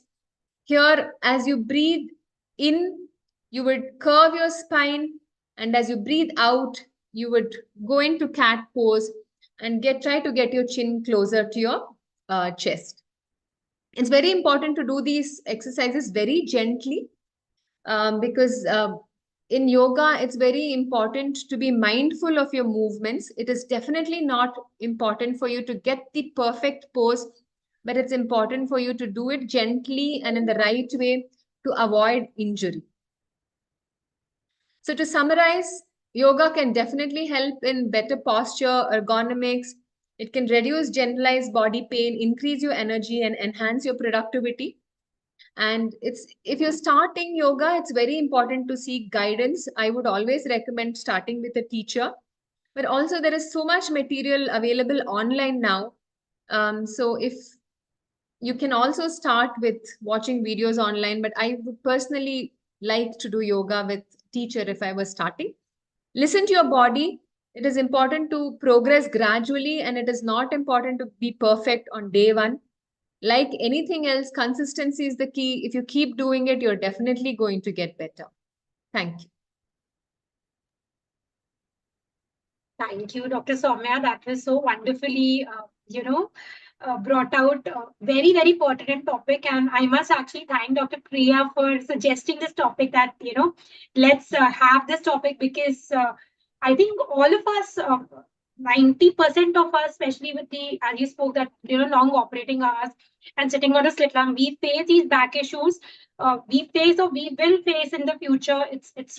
So it's, very important to try to nip it in the bud by maintaining a good ergonomics. And once we probably, have it, and you very beautifully brought out the asanas that we can do to probably, avoid injuries and strengthen our back muscles. That was a beautiful talk. Always a pleasure to have you, Dr. Soumya. Thank you so much. Thank you so much. Thank you. Yes. So now Rakhi would be introducing our next speaker. Rakhi, are you there? Yeah. Yes. So our next speaker for today is Dr. Shweta. She is a consultant VR surgeon at Vasan Eye Care, Bangalore. And she's a yoga practitioner since past 20 years. She has won several yoga championship trophies and awards at state, national, and international levels. She represented India 6 times at international level, and she's a bronze medalist in 2017 and a silver medalist in 2019.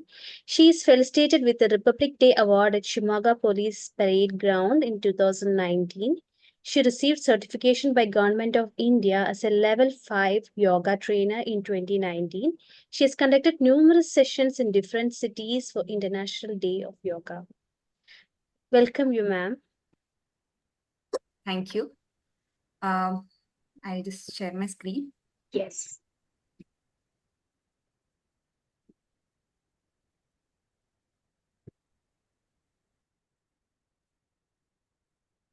Are my slides visible, ma'am? Yes, perfect. Okay. Thank you for the opportunity, Team YOSI. So my topic for today's discussion would be myths and facts in yoga.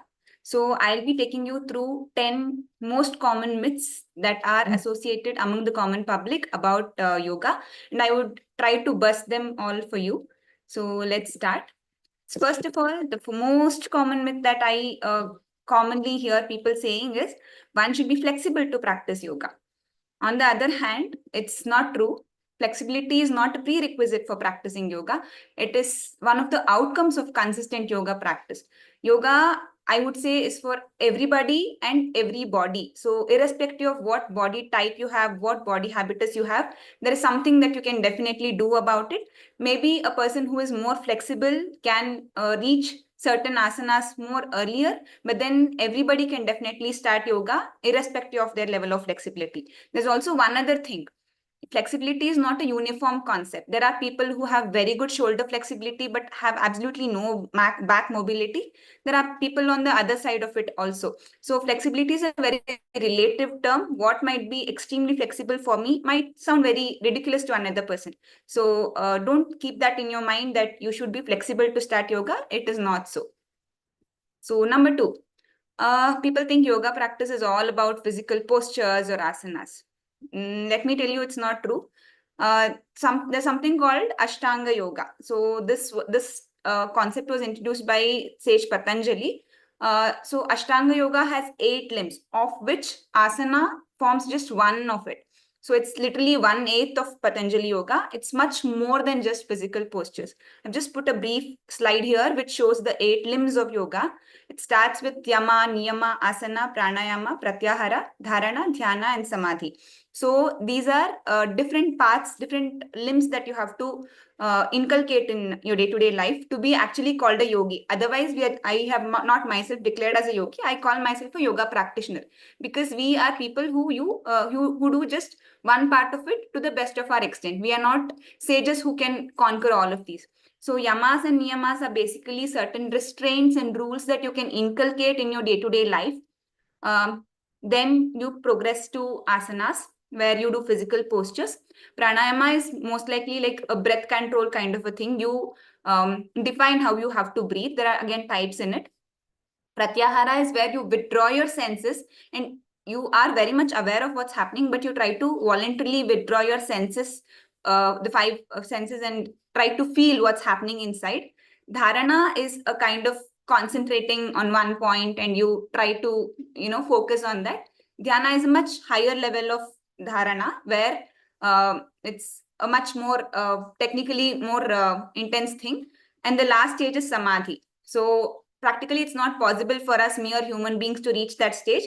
So let's stick to whatever we can do. But then yoga is not just about physical postures. 3. So there are people who think, I am too old to start yoga. Yoga practice should have been started sometime in childhood, or yoga is only for youngsters. We old people cannot do yoga. Before answering this question, I would just like to put up few pictures. So there's this wonderful lady who is from Florida. She's a friend of mine. Can you guess her age? She is 69 years old and she first started yoga sometime when she was around 52. Now she's 69 and she has been practicing yoga for 19 years. You can see the glow on her face, that happiness, that, that feeling of contentment that's there. These are all traits that you develop once you start doing yoga. Anybody can, make out, okay, this lady is very happy and contented. So she is now a yoga trainer, an aerial instructor. She's a Pilates teacher. She does a lot of things at an age where most people think that their life is over. She is in spite oozing life out of her. So, and again, some people might tell that, okay, these are Western people. Their lifestyle is different. Their body habitus is different. Let me show you. This is one lady from India, from Karnataka, Bangalore, who is again 67 years old. These are my friends. I meet such gems when I go to yoga competitions and conferences and things like that. This lady again has started yoga maybe some 3-4 years back, and you can see how happily and how comfortably she is doing these postures. So if these people can start so late and do so well, I think it's never too late to start yoga for any of us. So just remember, it's never too late to start something good. If you have started early, great. If not, it is definitely not late now. You can start anytime. 4. Again, Soumya ma'am mentioned this. Yoga can be learned by watching YouTube videos is something many people think, but I would suggest otherwise. Yoga is something that you have to learn under the supervision of a certified trainer, yoga guru, or a yoga therapist. These 3 are different people. Why I have mentioned all of these is, if you are a healthy person who wants to learn yoga, or you are a beginner who wants to learn something about yoga and start the practice, then you can go to any certified trainer or instructor who can help you chart out a plan as to what works for you, for your work schedules, for your goals, whatever it is. So that can be done. If you're a person who wants to learn yoga at a spiritual level, then you have to go seek help from a yoga guru. That's a different concept. Also, then there'll be people who already have some pre-existing illnesses. They cannot start off yoga at a normal level where normal people are doing. They need special care to make sure that their pre-existing illnesses are not exacerbated. At the same time, the person who is teaching should be able to give some relief to them from the problems that they are facing. So this is taken care of by a yoga therapist. So if you are maybe at least as a beginner, I would suggest you learn from a teacher physically. If that is not possible, at least online classes are still okay, because there is someone who is seeing what you're doing and they'll be able to guide you. Yoga is not a one size fits all. So something that's shown on YouTube by someone who is a professional when imitated by a beginner, may land you in injuries. So don't try to do these stunts at home. But basic stretches and things like that, I think that can be done. Fifth, most people think the goal of yoga practice is to be able to perform complicated postures or contortions. Many people ask me when I post my pictures, oh, you have to achieve a lot. You're doing such complicated postures. You are a big time yogi. No, that's not like that. The goal should not be really to get into some complicated posture. The goal basically is to grow old without suffering and to perform day-to-day activities comfortably without pain and to be at peace with your body and mind. Many times, like Madam was telling, on a day-to-day basis, we struggle a lot with backache, neck ache, and all these things. A person who is regularly practicing yoga may be better off doing these things because they know how to be mindful of their postures, how to keep their neck straight, back erect. All these things come habitually to us when we have been doing yoga for a long time. So my day-to-day activities go off with much less pain than people who are not practicing yoga. So that's a kind of comfort that yoga practice has given me. Similarly, for a old person, what should they do? I mean, what are they going to achieve by doing yoga? See, grandchildren want to run around. Grandchildren want to hug the grandparents. They want to climb on them. If you are in a fit state where you can run behind the child or you can pick them up comfortably, you are going to enjoy that phase of your life. So to even enjoy these small moments, you need some amount of flexibility, some amount of joint mobility, and you should do these things pain-free. So all these can be achieved by doing yoga. So you don't really have to learn complicated postures. It's just about making day-to-day things comfortable. Yeah, this is something I recently heard from someone, a male, who says yoga is only for women. It is too light for men. I would rather do something more masculine, like, bodybuilding or going to a gym or something. Again, I would not answer this question. I would just show these two people. These two are my gurus. Both have the same name, Gopal Krishna sir. The first person here, I think he's 64, 65 years old. And his abs and his physique cannot match, none of the youngsters' physique can match what he has achieved in all these years. And this other sir, again, he's been doing yoga for 20, 30 years, and both of them are very much fit without any chronic illnesses. And I think that's masculine enough.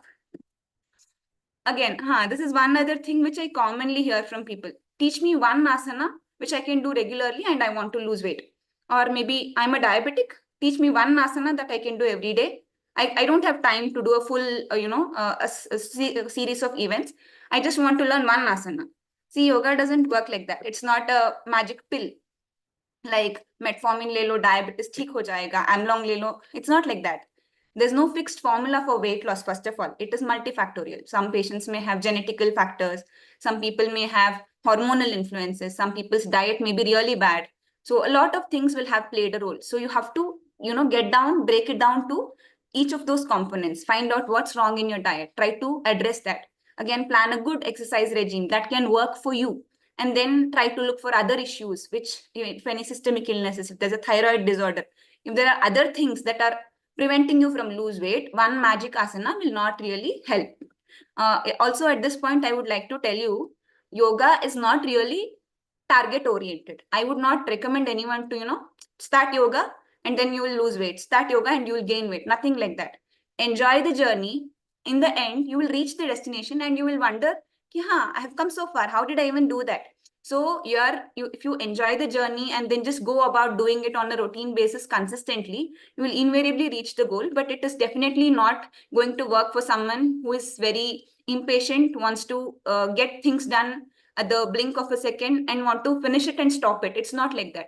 Yoga has to be inculcated and carried forward for, as a way of living. Yeah, this I don't really call a myth, but people think yoga can be done at any time of the day. It's not just another kind of physical exercise. So ideal times are early mornings or evening hours. Again, it's not advisable to practice yoga after a heavy meal for at least 3 hours.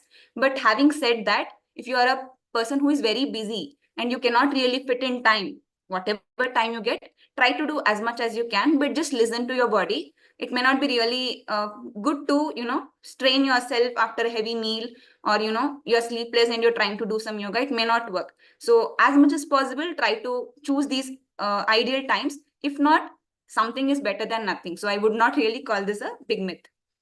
Okay, again, yoga practice needs fancy props. Many people, before starting something on New Year's resolution, their plan will be to start yoga. So from December onwards, they start buying new yoga mat, new yoga gear, all fancy stuff, and then do yoga for 3 days, and then everything will be in one corner. The yoga doesn't really need any kind of fancy props. Actually, Iyengar yoga uses some kinds of props, like yoga blocks, straps, chair and things like that. But all these are adjuncts to one's practice. If a person is not really flexible enough to do the posture to full extent, they can take the help of these props so that the asana becomes a little more accessible to them. But that does not mandate the use of any kind of prop. So yoga is, in fact, speaking, one of the most cost-effective kind of exercise that you can do.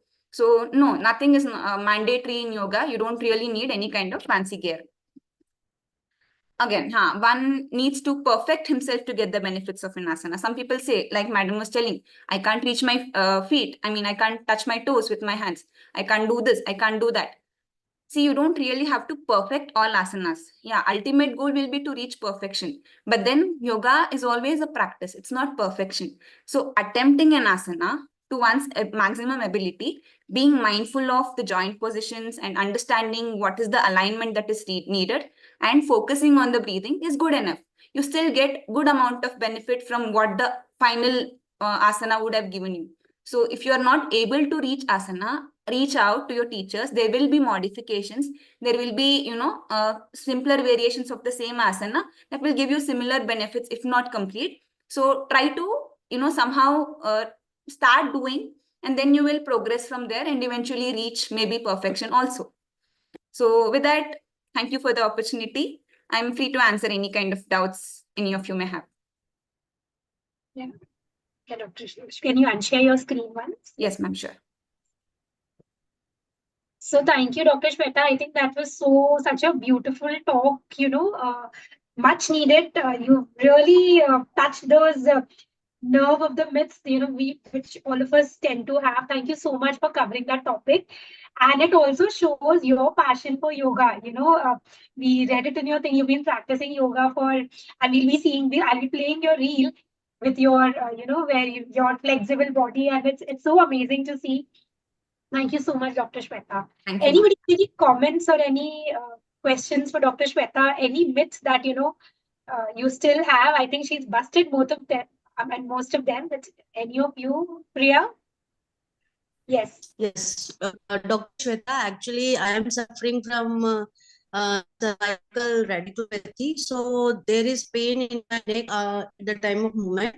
So is there any stretching exercise that we can do while seeing patient or while sitting or while doing operating or in any breaks so that we can overcome these pains? Yes, definitely. There are simple stretches that you can do during your OPD, in the middle of your OPD, in between surgeries. A lot of them are there. In fact, those are very simple. You can just focus on one muscle group at a time and kind of do it off. At that point, if you're feeling more strain in your neck, then you can just gently do some kind of neck rotation. If you feel your back has been very rigid, sitting for a long time, then you can do stretchings like side twists and things like that. But it should be a routine habit. One fine day you suddenly go and start doing, sudden neck twists or back twists may cause problems. But on a routine basis, if you start, it is definitely going to help. We have done a webinar from VRSI on ergonomics, and it's actually called Well-being of a VR surgeon, but it definitely applies to all ophthalmic surgeons. It's there on the VRSI YouTube channel. A lot of big speakers have, including Natarajan sir, Saravanan sir, have spoken a lot about ergonomics. In that, I have a small talk where I've demonstrated few asanas that you can do in the middle of OPD, in the middle of a busy OT schedule. So a lot of things like that can help you. Thanks so much. Thank you, Dr. Shweta. Thank you once again for agreeing to be on board. Now we'll move on to our next session. We have a little fun time with us. Dr. Priya and Dr. Rakhi have prepared a very interesting quiz. Okay, so we'll quickly, it's a trivia cum quiz. So whoever the participants are joined on Zoom can participate in this. And who gives the maximum number of answers can actually win the prize. So the rule will be that we'll be flashing the question. Priya or Rakhi will be asking the question. If you know the answer, you will type I in the chat box. And Priya, Rakhi, and Nilesh will keep a tab. Whoever types I first, they will announce the name and that person can unmute and give the answer. So are we ready, Priya, Rakhi, and Nilesh? Yes, ma'am. Okay. Yes. Yes. So here we go. Let me, So, Priya, want to ask the first question? Okay. So, what does the word yoga mean in Sanskrit? First, union. Second, exercise. Third, meditation. Fourth, stretching. So do we have anybody typing I in the chat box? Yes.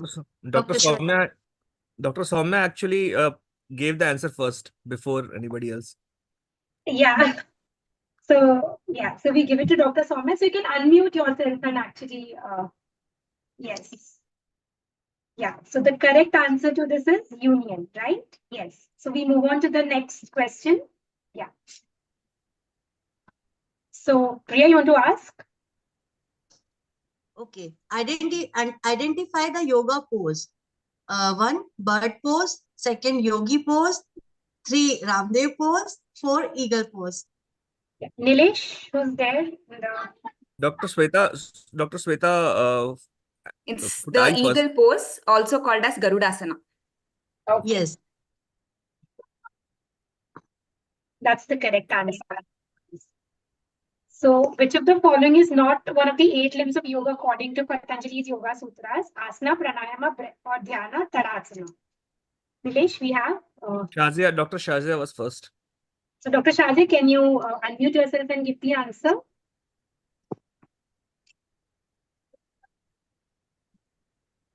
She gave the answer as 4. 4, ma'am. Tadasana, mountain pose. Yeah, so that's the correct answer.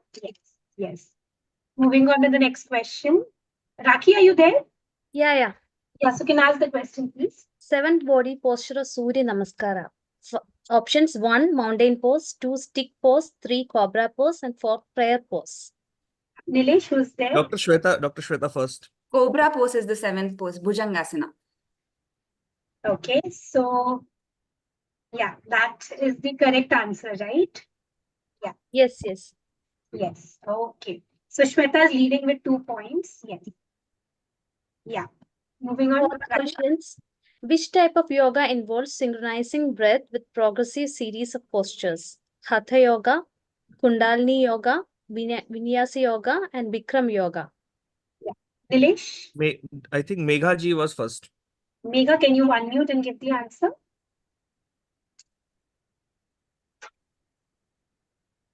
It's Hatha yoga. Okay, let's see. No, that's wrong.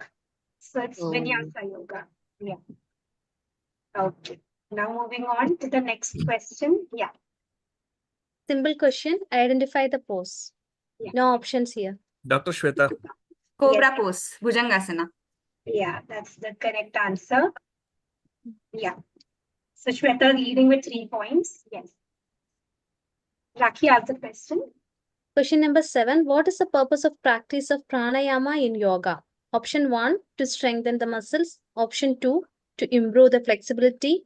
Option 3, to control and regulate breathe. Option 4, to achieve spiritual enlightenment. Answers? Dr. Nilesh, Shweta has put it first. To control and regulate breath. Okay. I by mistake flashed the answer before she could answer. Yeah. Okay. Question 8. Which aspect of yoga is particularly beneficial for managing chronic pain? Option 1, pranayama. Option 2, asana. Option 2, asana. Option 3, dhyana. Let's finish the options. Option 4, niyama. Yeah. So, Nilesh? Sure. Again, Shweta first. Then she's the Asana. finger. Okay. So, no, that's pranayama. You said asana, right? Or you said pranayama? Yeah. No, I said asana. You said wrong. Okay, fine. Still leading, but yeah. Okay. Yeah. So next question is, which yoga pose is also known as corpse pose? First, Shavasana. Second, downward facing dog. 3, tree pose. 4th, warrior 2. Shweta again. Shavasana. So that's a easy one. Yes. Yeah. So yeah. Yoga pose that increases IOP. A, Vajrasan. 2, Sirshasan. 3, Dhanurasan. 4th, Ustrasan. Again, Dr. Shweta. Shirshasana or the headstand. Yes. Yes. So Dr. Prasanna had mentioned that increases the blood circulation. Yeah, I also answered. Everyone, please don't put answers. Please don't put answers. Otherwise, everybody will get the answer. Oh, Nilesh, we are Put I. not able to answer in the Put chat I. box. Put I. Put I. Put I if you want to answer. Okay. Fine. So actually, so that's what Prasanna had, they had discussed during their talk, that this increases the blood circulation towards the head area, and specifically, I think very pertinent point that they made, that if you have a glaucoma patient who is actually a yoga practitioner, you must tell them to avoid doing this pose. Am I right, Dr. Prasanna? That's what Yes. was. Yeah. You should not. That was one of the summary Take and home. yes. Yes. Yeah, totally. Thank you. Yes. So I think this is the last question. Yes. Rakhi Priya. Which of the following is not a potential benefit of yoga? A, weight gain. 2, enhanced respiratory function. C, increased muscle strength and tone. 4th, improved sleep quality. Shweta again. Weight gain. Yeah, that's the correct answer. It was me. I put one before Shweta. Who was this? No. Yeah. It's Shweta. In mine it is showing like that. I'll just take a screenshot. Sometimes doesn't there's a matter. lag when you type. Yeah, I understand. Yeah, no So issues. you glitch with the online thing we always have. Yeah. So thank you for participating, and thank you, Priya and Rakhi, for preparing this very interesting trivia and quiz. Thank you so much, both of you. Done a fantabulous job with this. I enjoyed this a lot. And the clear winner is Dr. Shweta for the quiz. Thank you, Dr. Shweta. And thank you to everyone for actively participating. Now we come to the last segment of our, today's webinar. So this is very interesting, YOSI Yoga Saga 2. So during the first webinar in 2023, we had YOSI Yoga Saga 1, wherein we had, young ophthalmologists sending their pictures of, in different asanas or postures of yoga, and we had compiled that as a collage. This time, gaining more confidence with our social cultural activities, we decided to take it a step further, have it as a competition. We asked our young ophthalmologists to send reels, of them about the yoga journey or describing a yoga asana. And this was uploaded on the YOSI Instagram. I must actually thank Dr. Anujit for, handling the YOSI Instagram so well, and he's doing a fantabulous job. And thanks to him, we had a wonderful response to the Yoga Saga reel. So before we actually declare the winner based on the maximum number of likes, I would like to play all the reels for all to see. And so our first the Yoga Saga reel was sent by Dr. Shweta. We just heard her talking about the myths and facts of yoga. So she's a vitreoretina surgeon, and the yoga passion has taken her places, and she's got laurels in various national and international levels, and she's now a 6-time international medalist and a certified yoga trainer. So I'll just play her reel. Just see how. Hello everyone, I am Dr. Shweta. I think you can't hear the audio, right? So I'll just. We are able to hear the audio. We are able to hear. When you shared the video, the audio was also there. Okay, it was there. I'm so sorry. I'll just play this. Yeah. Kant, consultant vitreoretina surgeon at Vasan ASG Eye Care, Bengaluru. I have been a passionate yoga practitioner for the past 20 years. I'm an international silver medalist, District Republic Day awardee, and a level 5 yoga trainer certified by the Government of India. My yoga journey started in a very basic manner in 2003 and has evolved over the years to eventually become a way of life for me.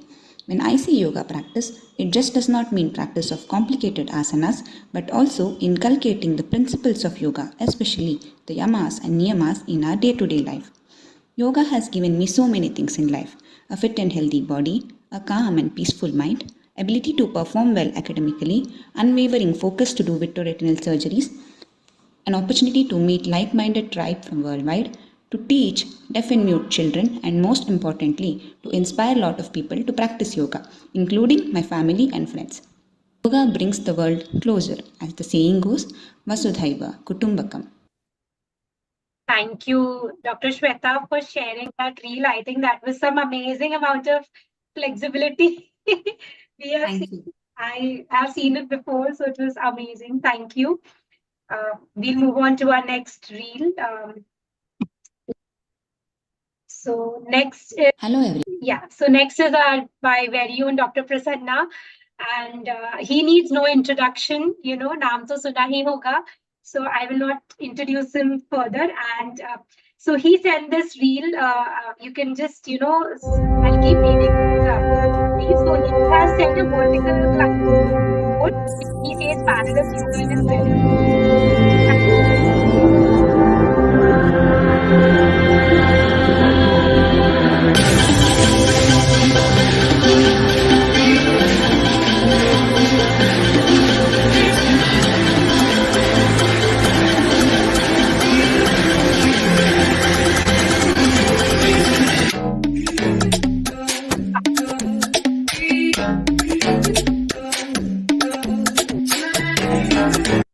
I'm sorry.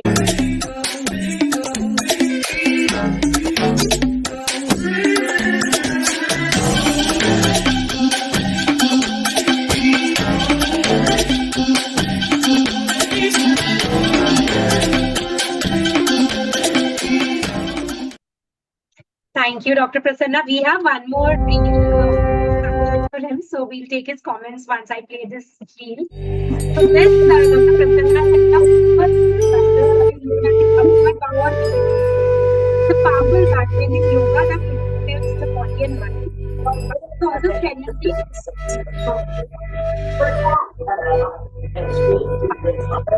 Practicing this asana.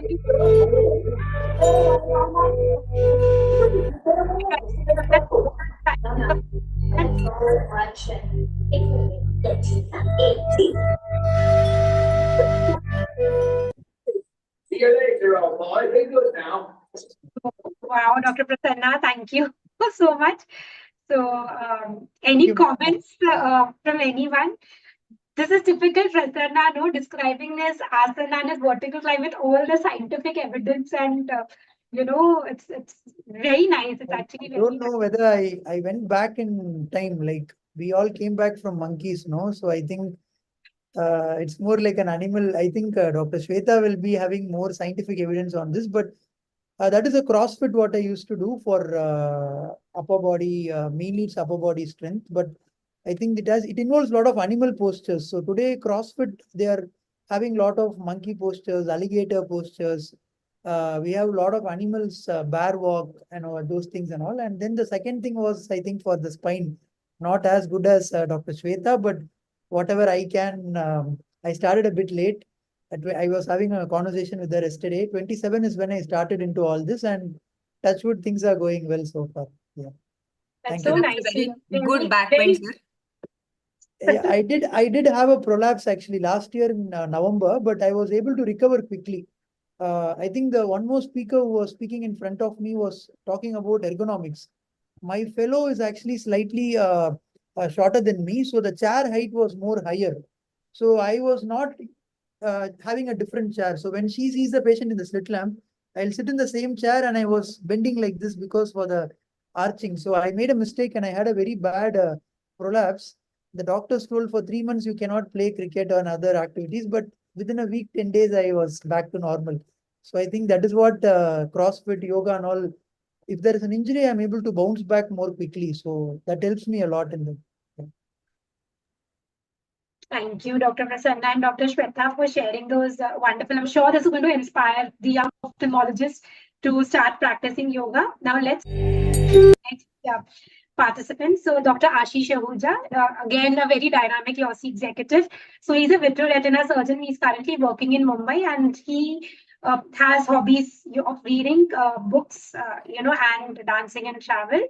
And he has sent his yoga pose of Vrikshasana. So this he says is a tree pose or a Vrikshasana, which is a balancing asana.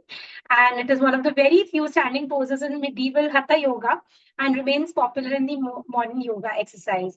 So thank you, Dr. Ashish, for sending. I remember that you had sent your for the your YOSI Yoga Saga thing for the last year also. Are you there, Dr. Ashish? I had seen him join. I think he's logged out. Fine. Then we'll move on to our next reel. And thankful to Dr. Ashish. I actually messaged him, that I am expecting an entry from you, and he made sure to send one. And thank you so much, Dr. Ashish. This is a wonderful thing. Next, we have Dr. Ashish Markan. So, Dr. Ashish Markan says that he's working as a vitreoretina and UVS specialist at I7 Hospital at Lajpat Nagar, New Delhi. So, apart from his professional growth, he also believes in physical and mental well-being. And he's been working out in gym on a daily basis for the last 5 years. He's recently developed a new interest in functional training and yoga. So yoga, according to him, is a lifestyle which has transformed his life, and it has helped him to be present and aware in everyday life. It challenges him, shakes him to the core, and there is a lot of resistance which he observes, which has ultimately helped him grow. So this is real. ध्यायेदाजानुबाहुं धृतशरधनुषं बद्धपद्मासनस्थं पीतं वासोऽवसानं नवकमलदलस्पर्धिनेत्रं प्रसन्नं वामाङ्गारूढसीतामुखकमलमिलल्लोचनं नीरदाभम् नानालङ्कारदीप्तं दधतमुरुजटामण्डलं रामचन्द्रम् ध्यायेदाजानुबाहुं धृतशरधनुषं बद्धपद्मासनस्थं. Yeah. So, Dr. Ashish, that was a wonderful reel, and thank you so much for sending this across. Again, a very pertinent reel for young ophthalmologists, for the back exercises. And over to you. How is it for you participating in this contest? And yes. So already I told you that I just started it 2 to 3 months back. And right now I'm practicing like just 2 to 3 days in a week. I'm not getting much time. But still, yeah, I think eventually my body will start responding to the yoga poses. Right now I feel it is too rigid and I keep trying it. And I've learned a lot today by attending this session. Some great people, they have actually shown such great poses and stuff. And I think eventually, maybe by next year again, when we again join this webinar, I will be able to do some wonderful poses. Definitely, we look forward to that, and we feel very inspired by listening and seeing all your reels. Thank you so much. Any comments from anyone? Dilesh, if you're there, what do you think about Dr. Ashish? Okay, yeah. Sorry, I was on mute. So, Ashish, as usual, Ashish is an Instagram star. I think he keeps making all the reels, but this is a new facet that I am seeing, that he is into yoga. And I think he did some, actually, for 4 months. He was doing some quite good amount of complex poses also. So the one he showed for backache, I think that requires a lot of flexibility. So kudos to him, and looking forward for his next reel the next year with more complex, more complex poses. Definitely. There was one reel by Dr. Ashish. It's not related to yoga, but we all have this pulling of the microscope, no, when we start to operate. And of course, this particular thing in the gym, which we also do for the shoulders as well as the forearms. So I think that is for the back. see, my knowledge, I'm not a weight person. Sorry for that. So I mean, I'm using the body weight. So I think video editing also. I think the synchronizing of it, I was able to resonate it, Dr. Ashish. That was one that I wanted to say, because at the end, most of the postures that we are doing, if we do it right in the practice, I think then we don't get any back aches or neck aches and other things. Metaphorically, I'm saying, but that video was very inspirational for me, actually. Thank you so much, Prasanna. Thank you. Thank you. Fine, we'll move on to our next participant. And so this is Dr. Megha, a very bubbly person, and she's She's MS gold medalist from Mysore Medical College, and she's also a DNB gold medalist. She's done a glaucoma fellowship from Arvind Eye Hospital, Pondicherry. She's an ex-consultant at Narayan Netralaya. She's an Instagram influencer. With her, she's mentioned her Insta handle on sustainable lifestyle. So as you can see, a very cute, bubbly smile Dr. Megha is having, and so this is her reel.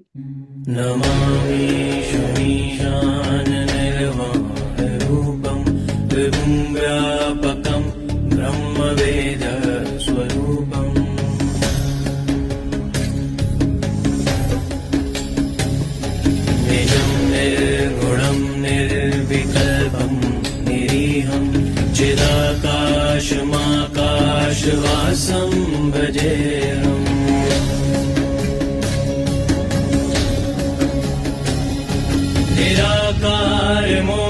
निराकारमोङ्कारमूलं तुरीयं गिराज्ञानगोतीतमीशं गिरीशम्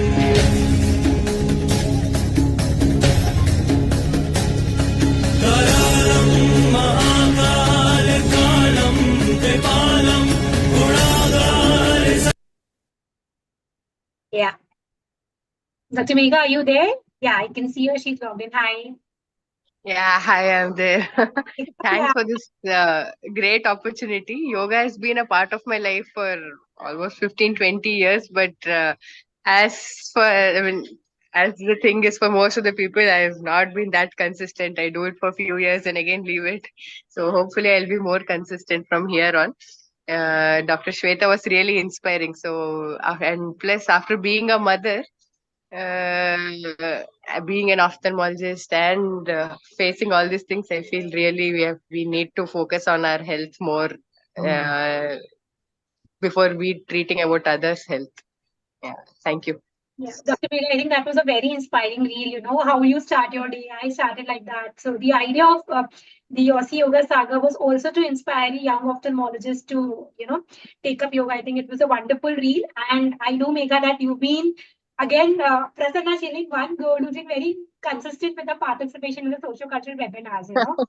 Yeah, so Yeah. I'm so, it's always my Google form is incomplete without having an entry from her. So I wait till the, So nice of you. Yeah, I am more into extracurricular activities rather than the academics part, I think. How sweet.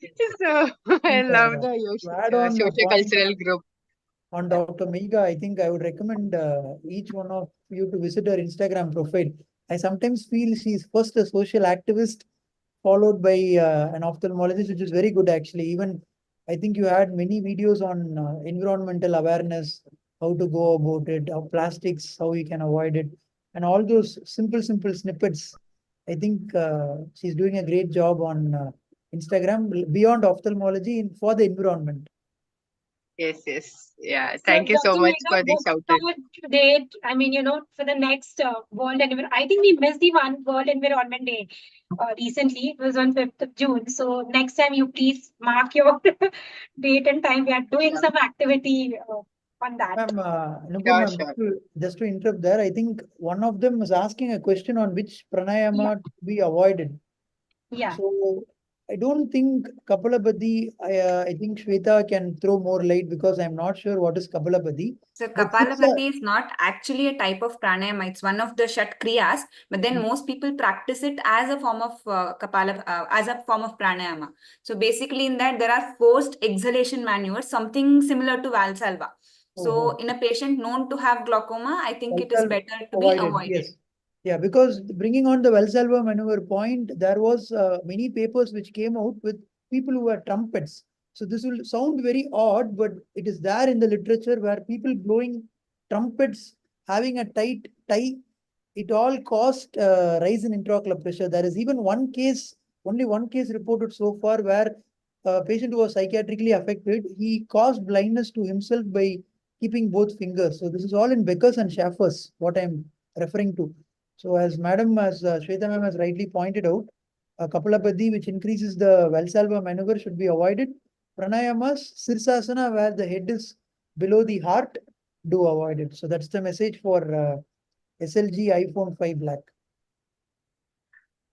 Maybe know who's SLG iPhone 5 Black? We just reveal your name. Okay, fine. Yeah, so we'll move on to our next participant. So, Dr. Himali, she is again a practicing eye consultant at Madhukamal Eye Hospital, Mumbai, and she has sent a reel on Surya Namaskar. So she says that Surya Namaskar or sun salutation is a sequence of 12 powerful yoga poses. So besides being a great cardiovascular workout, Surya Namaskar is also known to have an immensely positive impact on the body and mind. So as you can see her demonstrating the Surya Namaskar.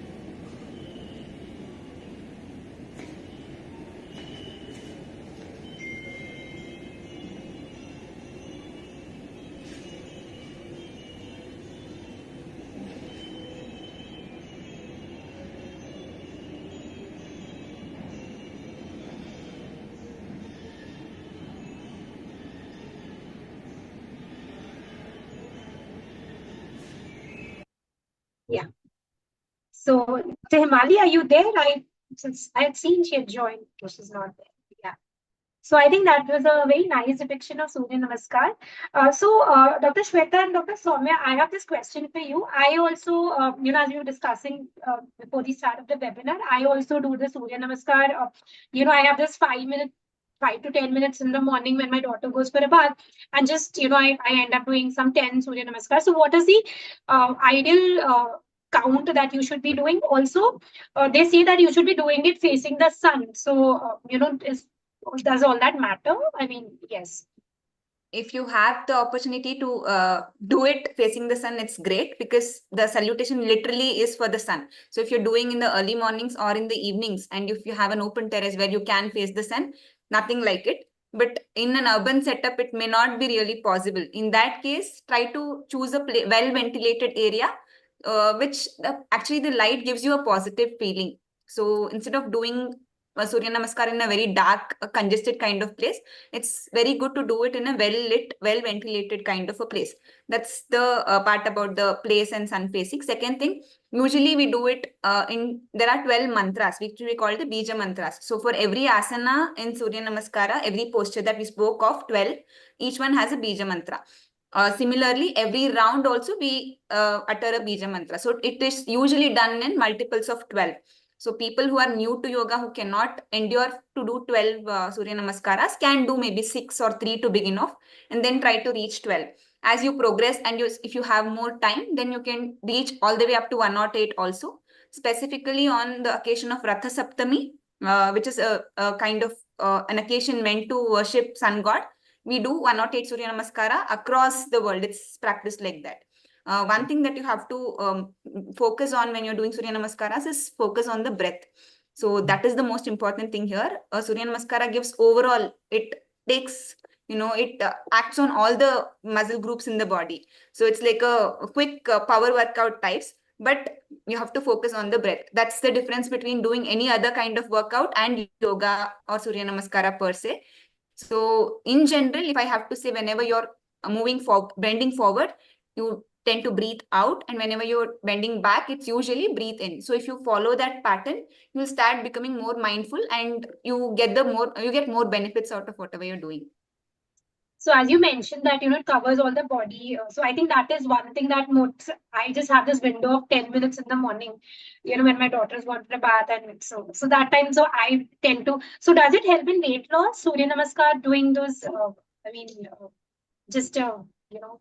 It can help, because if you're doing a lot of them in quick succession, then it kind of acts like a cardio. But it can also be done, if you're not targeting weight loss, it can also be done slowly with, you are staying in each posture for a longer time. So you can customize it as per your need, as per your time constraints, and as per the schedules you have.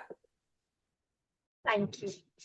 So yeah, so that was all the reels. Thank you, Dr. Shweta, for clear. I think there are a couple of questions in the chat box that again SLG iPhone 5 Black has asked. Can we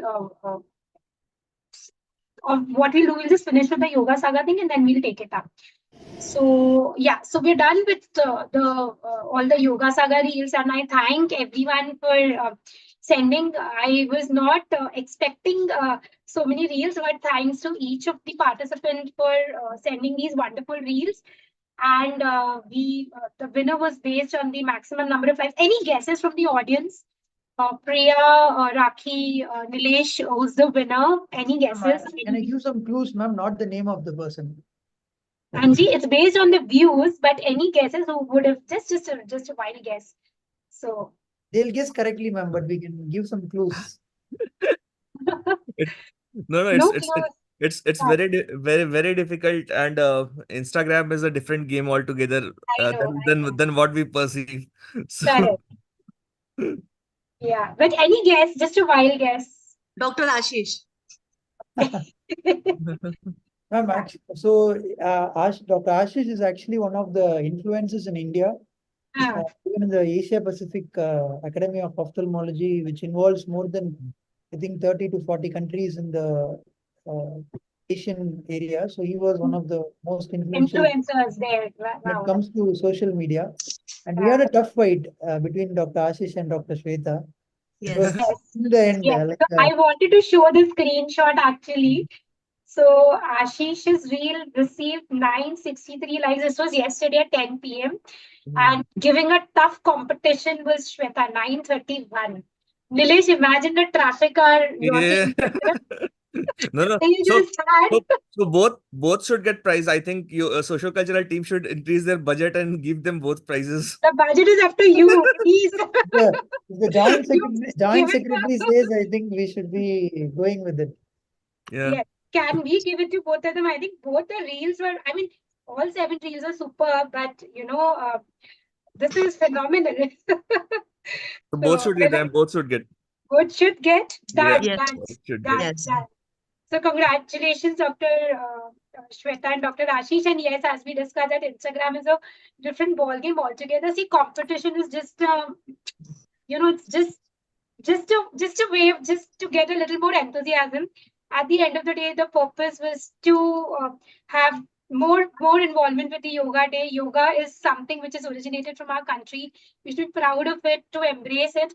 And as young ophthalmologists, we should be embracing it. We had such wonderful talks, people telling the benefits of yoga, and that was the whole purpose. So I think with this, the purpose is solved. Sorry to interrupt. I would just add one thing. Many of my non-ophthalmologist followers are also following the YOSI page now. See? So that is, and I hope they are enjoying the YOSI page.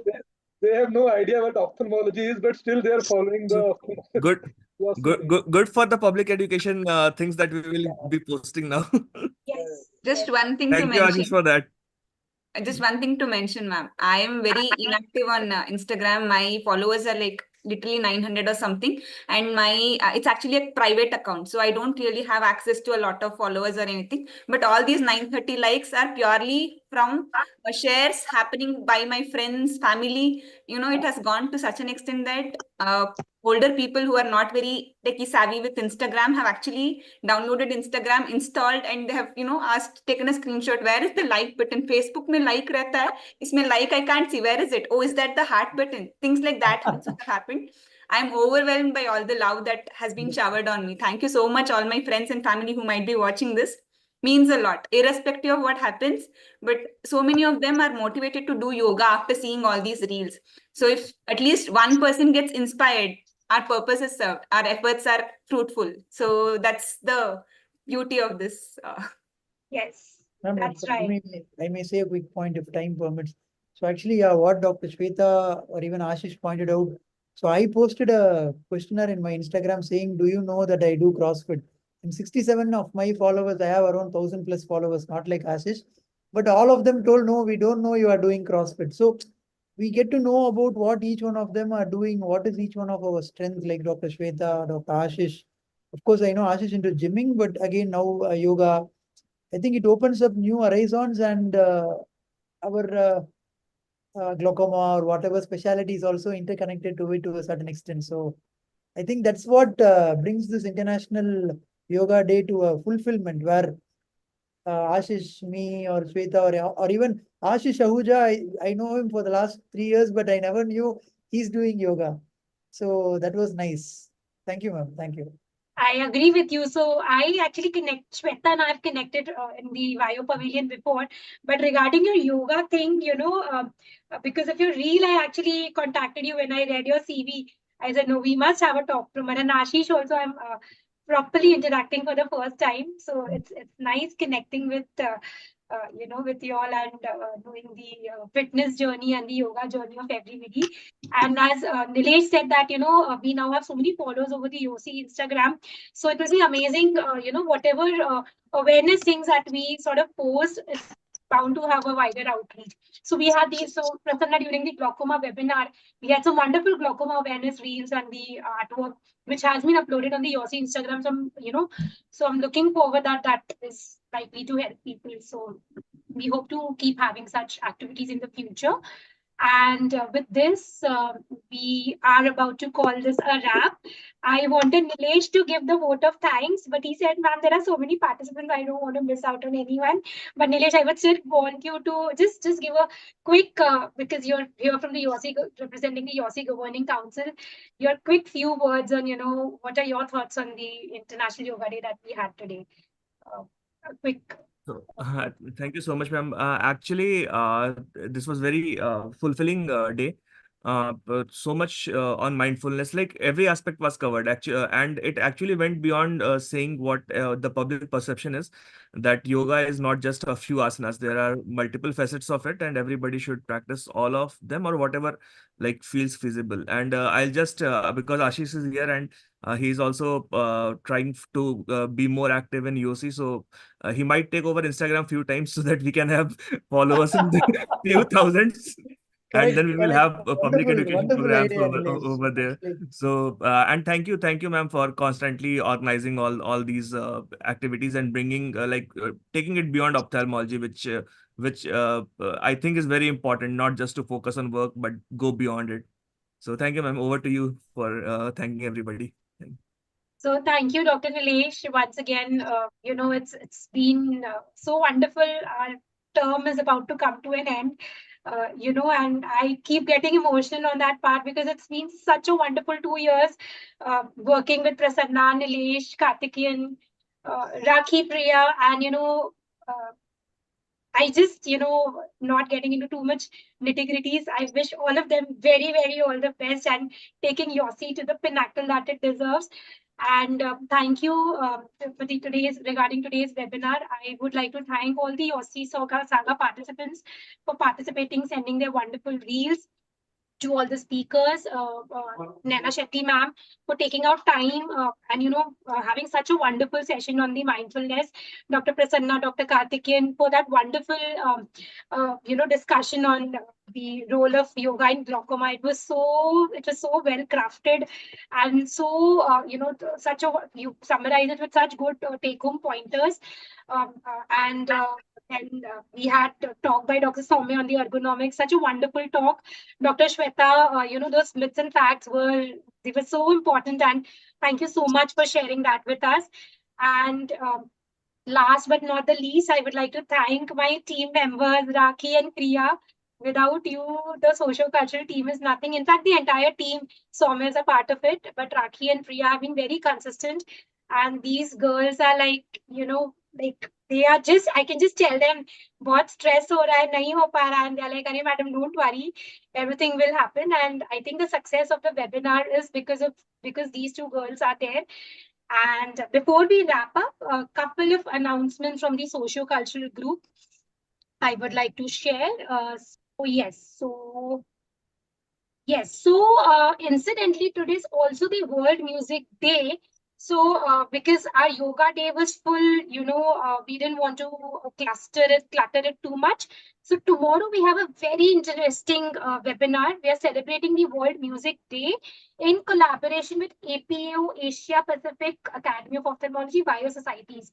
And we have some wonderful performances from YOSI and from, people from Malaysia, Indonesia, they'll be performing. We have recorded, music videos of them on songs with lyrics correlating to I. So this is one webinar I am looking forward to, and I hope that all of you will join that.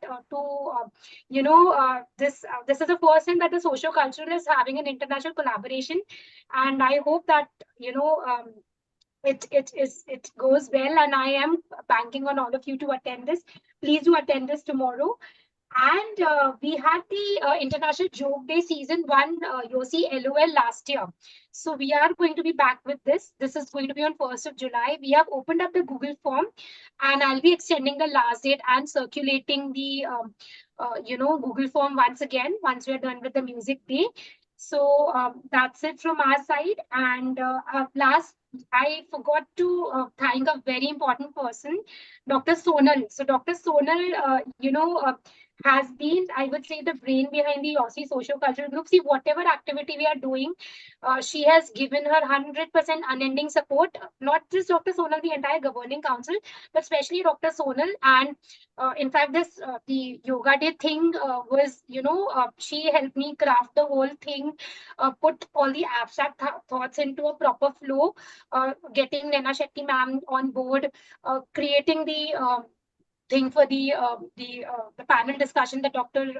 Prasanna and Dr. Karthikeyan had.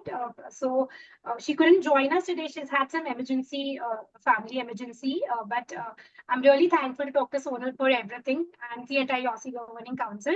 So thank you, everyone. This is our email ID. We look forward to your feedbacks. You feel that, you have any activities that can be planned or whatever you feel, please feel free to write to us. And that's it. So thank you so much, everyone. And with Thank this, you, call ma'am. a wrap. And with See you tomorrow, we'll ma'am. take a mandatory YOSI group photo. I think Prasanna can take the screenshots. Yeah, I'll do that. I'll do that. Yeah. Nilesh, you can just switch on. One second. We are Yes. waiting, not without the joint secretary. Come soon. Yes. Yeah. Yes. All okay? All ready? Yeah, we are waiting for ma'am. Yes, right. 1, 2, 3, cheese.